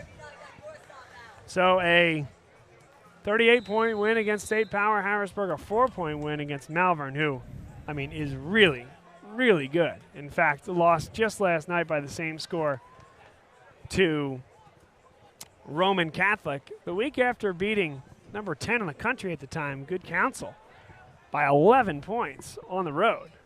I mean, that Malvern team's really, really good, and that's a heck of a win by LaSalle. And then they hammer Calvert Hall 28-10 in a game that was 21-0 on the road before you blinked. Right, that score really could have been more lopsided than that. A lot of offensive opportunities that they missed. And now a 3-touchdown cushion against the Haverford school.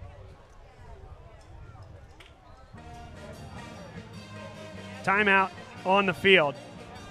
Tell you again about our folks at E&M Insurance, property and casualty firm, insurance agency serving the business and personal insurance needs.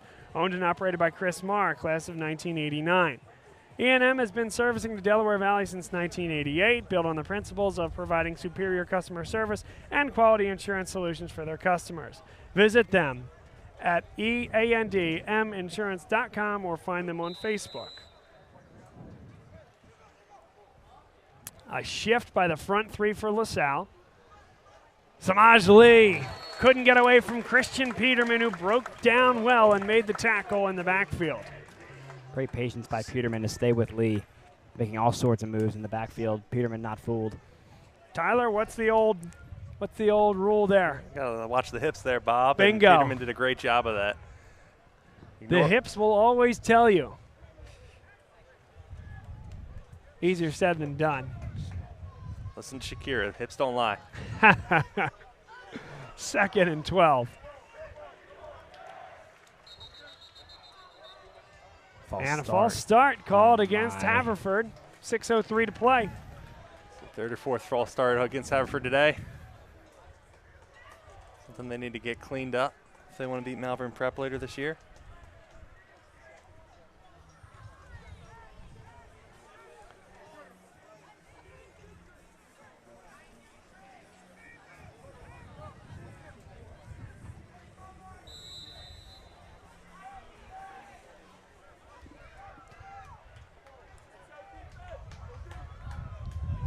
Second down and a long way to go. 17 yards to get the first down. Tierney. Again. Gain of 7. Got back to the original line of scrimmage. And Peterman, not watching the hips that time, just going in for the kill.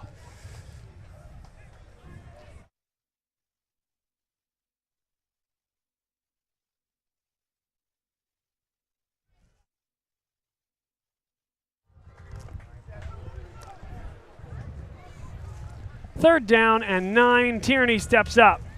Tierney fires, and it's going to be a yard or two short of the line to gain, but a good job coming back to the football.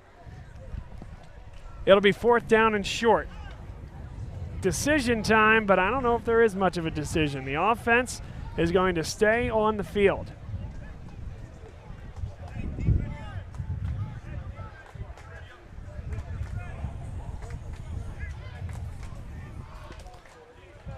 .4:45 to go. It would take a big effort from Haverford to get back into this game, but it's going to have to start with a conversion here. Tierney takes the snap. Incomplete. And again, it's Eddie Sutter stepping in, and a late game breakup turns the ball over to LaSalle. Fantastic timing to get the arm in, knock this football loose. Sutter flying through towards the outside to try and make up for the ground he had lost. And it's a great pass breakup.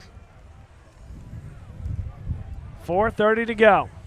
And again, there was a slog at times for LaSalle. Now they have the ball in Haverford territory. I think you take a shot perhaps early on here. Put this one away for good. There is safety help on both sides of the field. And some new folks into the game. So a new quarterback out there. A new running back out there for LaSalle as well. Good for the Explorers to get some run for some new folks out here. Michael Venango, the running back, and Cole Tresiak at quarterback. 2nd and 4.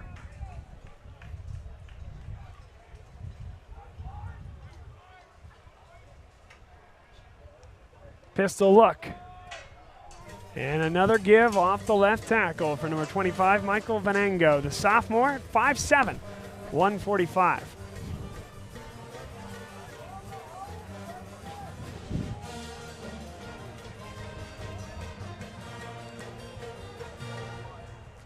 Trey Hopkins, number 14, remains in the offensive huddle.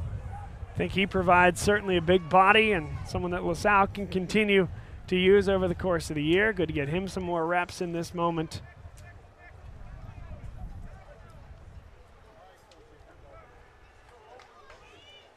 High snap, Venango has the first down. Nice run on 3rd and 2, he got 5. That's all you can ask for if you're the Explorers. Clock is hitting 3 minutes. So who should we go talk to, folks? I think you've already talked to Joey Bryan quite a bit, but he's had a game. Let's mix it up a little bit. JP Oates. Ortiz has 2 touchdowns. Ortiz has 2 touchdowns. That's a good call. Venango. Whoa.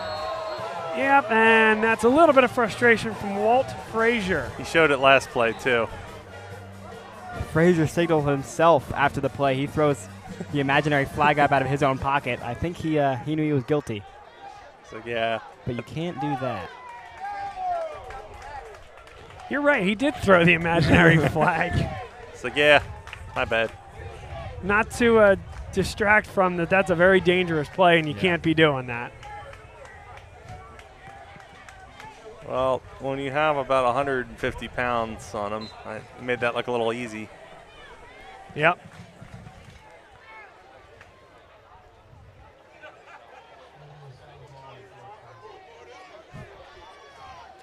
How about if we can get Jamel as well on the defensive side of the football? Perfect. He doesn't get enough love like we talked about. Venango inside the 10. Right, that odd man front, you're just taking on 2 linemen. You're not going to get as many tackles, but he's been a big part of this Sowers front 7, certainly on the front 3 that they're running. Venango ran that quick because Walt Frazier was right there after him, and he did not want to get slammed. And Frazier comes off the field. That might be the end of Walt Frazier for the day. He's a beast. He is a beast. There is no doubt about that. Fun to watch. Got a good football career ahead of him. Can just keep it clean. That's right. Venango, touchdown. And the sophomore tailback puts LaSalle on the board again. Another look, little counter. Good blocking scheme there by LaSalle. Leads the way.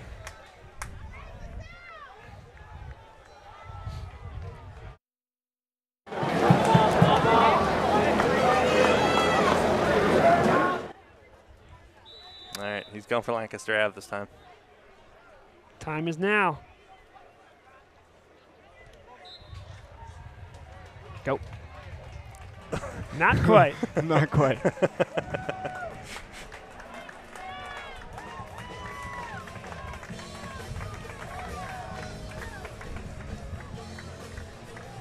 Well, this has turned into a heck of a game for LaSalle. They have exuded some confidence, exerted their dominance over a Haverford school team. This is how quickly a game can change for LaSalle. 14 coming out of the half, a slow third quarter, but then just explode with 2 Ortiz touchdowns, and now some new guys making a difference here late in the game. And it smells like team spirit here at Haverford School. That's right. We've had some good ones here from the band and from the DJ system, if you will. I'm partial to the band. Anytime you got live music being played, terrific.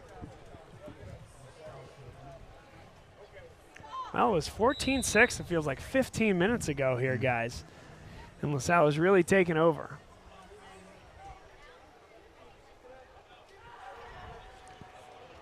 Squib kick and good field position for Haverford.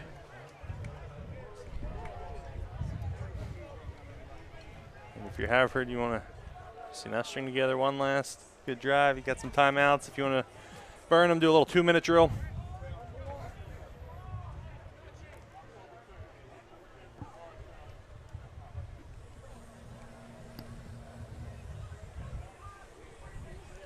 Next up for LaSalle, as we talked about, Episcopal Academy on the road Friday night. Looking forward to that one. Have not yet called a game from Episcopal, so that will be a fun one. And then you guys will be on the call without me for Cardinal O'Hara on Friday night the 27th. You guys excited? Yeah, apologize in advance for any technical issues, Bob. No technical issues. Come on now. No, we do this once a year. That's right. I think Oliver's really going to shine. Oh yeah, I have that date circled on the calendar. That's my time. I'm ready to go. That's right. All pretty local this year too. Episcopal, Newtown Square, O'Hara, right in Springfield. Yeah, says the guy that didn't go to the Shore or or That's right. Baltimore. You didn't go to Baltimore either. That's to be true. fair. I did not. 7 got right up towards that line to gain. They're waving the chains forward. And that will be it. That's the last snap of the football game. LaSalle wins 34-6. Third win in 4 games by 18 points or more. And they go to 4-0 on the year. Up next is Episcopal on Friday. A lot to learn from, I think, in this first half here, guys. And then LaSalle started to impose their will in the second half. See you down there, Bob. Oliver, what's your main takeaways from this game? Yeah, I think Haverford held in there much better than I expected them to, as their defense really looked pretty good in the first half. But as the game unraveled in the fourth quarter, unfortunately, LaSalle just got the better of them, and this turned into a lopsided scoreline. But definitely some positives to show for Haverford, but definitely also some things they need to work on. Yeah, I completely agree. It was an even match, I'd say, through 3 quarters, and then LaSalle just kind of took it away. And, yeah, there's not much to be upset about if you're a LaSalle Explorers player, fan, coach. A lot to be happy for. Brett Gordon has done wonders so far, advancing to 4-0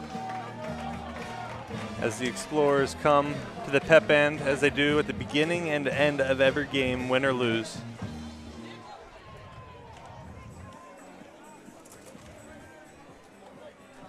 We'll get an inside look here.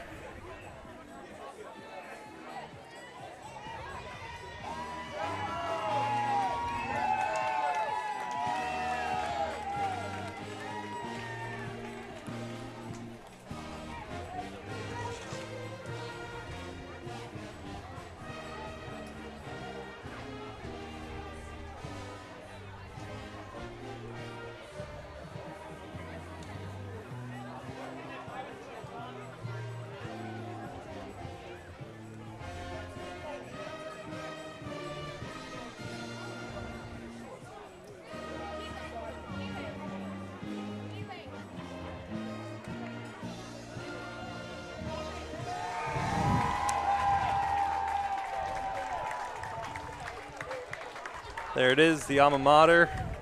LaSalle's pep band performs at the beginning and end of every football game, win or lose.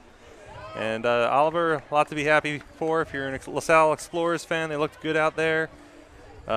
Offense, went up against a pretty stout defense, but, really started to pull away in the fourth quarter, as you alluded to. Special teams, no major mistakes. Hatfield's got a boot, nothing to complain about there. And defense, you held the forwards to 6 points. Can't be too upset about that. So I think Coach Gordon will be breaking down this win to the team quickly. And then our inside man, Bob Long of Bob Long Sports, will be getting an interview with the winning coach and a few select players. And on top of everything for this LaSalle offense, this was a really important game in terms of seeing them in their first game with a depleted wide receiver room. Julian McFadden is going to miss an extended period of time, and to see Jimmy Dolan come up and make some big plays, it's a good sign because they're really going to have some difficult opponents in McFadden's absence. So them being able to remain successful through the air and on the ground with all the injuries is really special, as it just shows how deep this roster can go. Yeah, you really see that a lot with high school football is that, something happens in the pass game and they lean pretty heavily on the run and they become pretty one-dimensional. Oh, and here we are.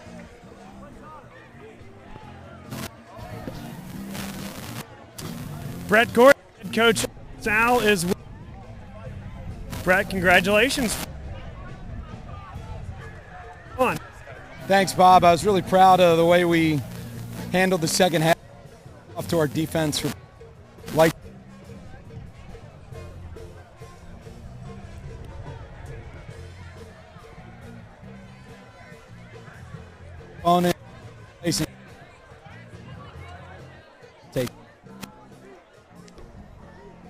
What jumped off the page at me is how they operate on both the offensive and defensive line of scrimmage. Another good challenge for you guys. It feels like every time you suit up, you're facing a terrific offensive and defensive line. How do you feel you handled it? Yeah, we talk a lot as a staff trying to figure out how much are we struggling versus how good is our opponents. And this was yet again, fourth week in a row, a very stout front that we knew. I really challenged the offensive line in our game on the second half. We started to see some seams in there and we hit, which was to win late in the season. The defense, you talked about how we're here today. Any specific there he got involved? Christian had a nice interception. What stood out? Yeah, we knew that they were going to try to run the ball. They kind of hang their hat on the run game. So, the defensive staff did a great job all week prepping them to – we can't let them run the ball. We want to put them in some passing situations to help our chances. And I just thought for 4 straight quarters, they made it really challenging for those guys to get anything going in the run game. So I was proud of the way we defended the line of scrimmage and then got a turnover. I forget what quarter it was, but we talk turnovers all the time. So overall, just a good team win, but in particular, the defense stepped up. Brett, thanks for the time. We'll see you on Friday at Episcopal. Awesome. Thank you, Bob. Appreciate it. You got it. Desmond Ortiz. Big day for Ortiz, the lead tailback. We're going to go a little closer. Sorry.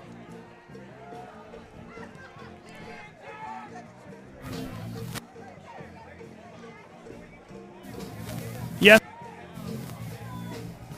Yes, okay. Des Ortiz is with us. Big day for you out there today.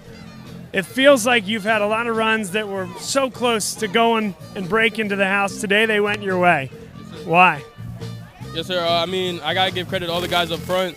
At first we started off a little slow, but, towards the half we really started picking up, and that's when I got those big runs. But, all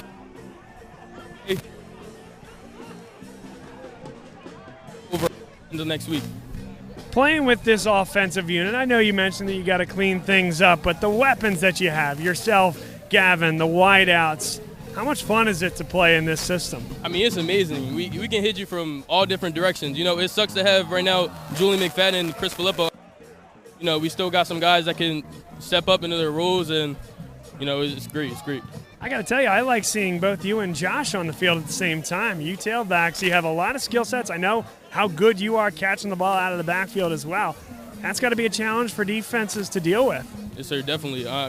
Me and Josh, we're like a two-hand punch, so, it's going to be dangerous when we're on the field together. So, well, congrats on a great win here, Des. I appreciate your time with us, and we'll see you on Friday. Bob, thank you.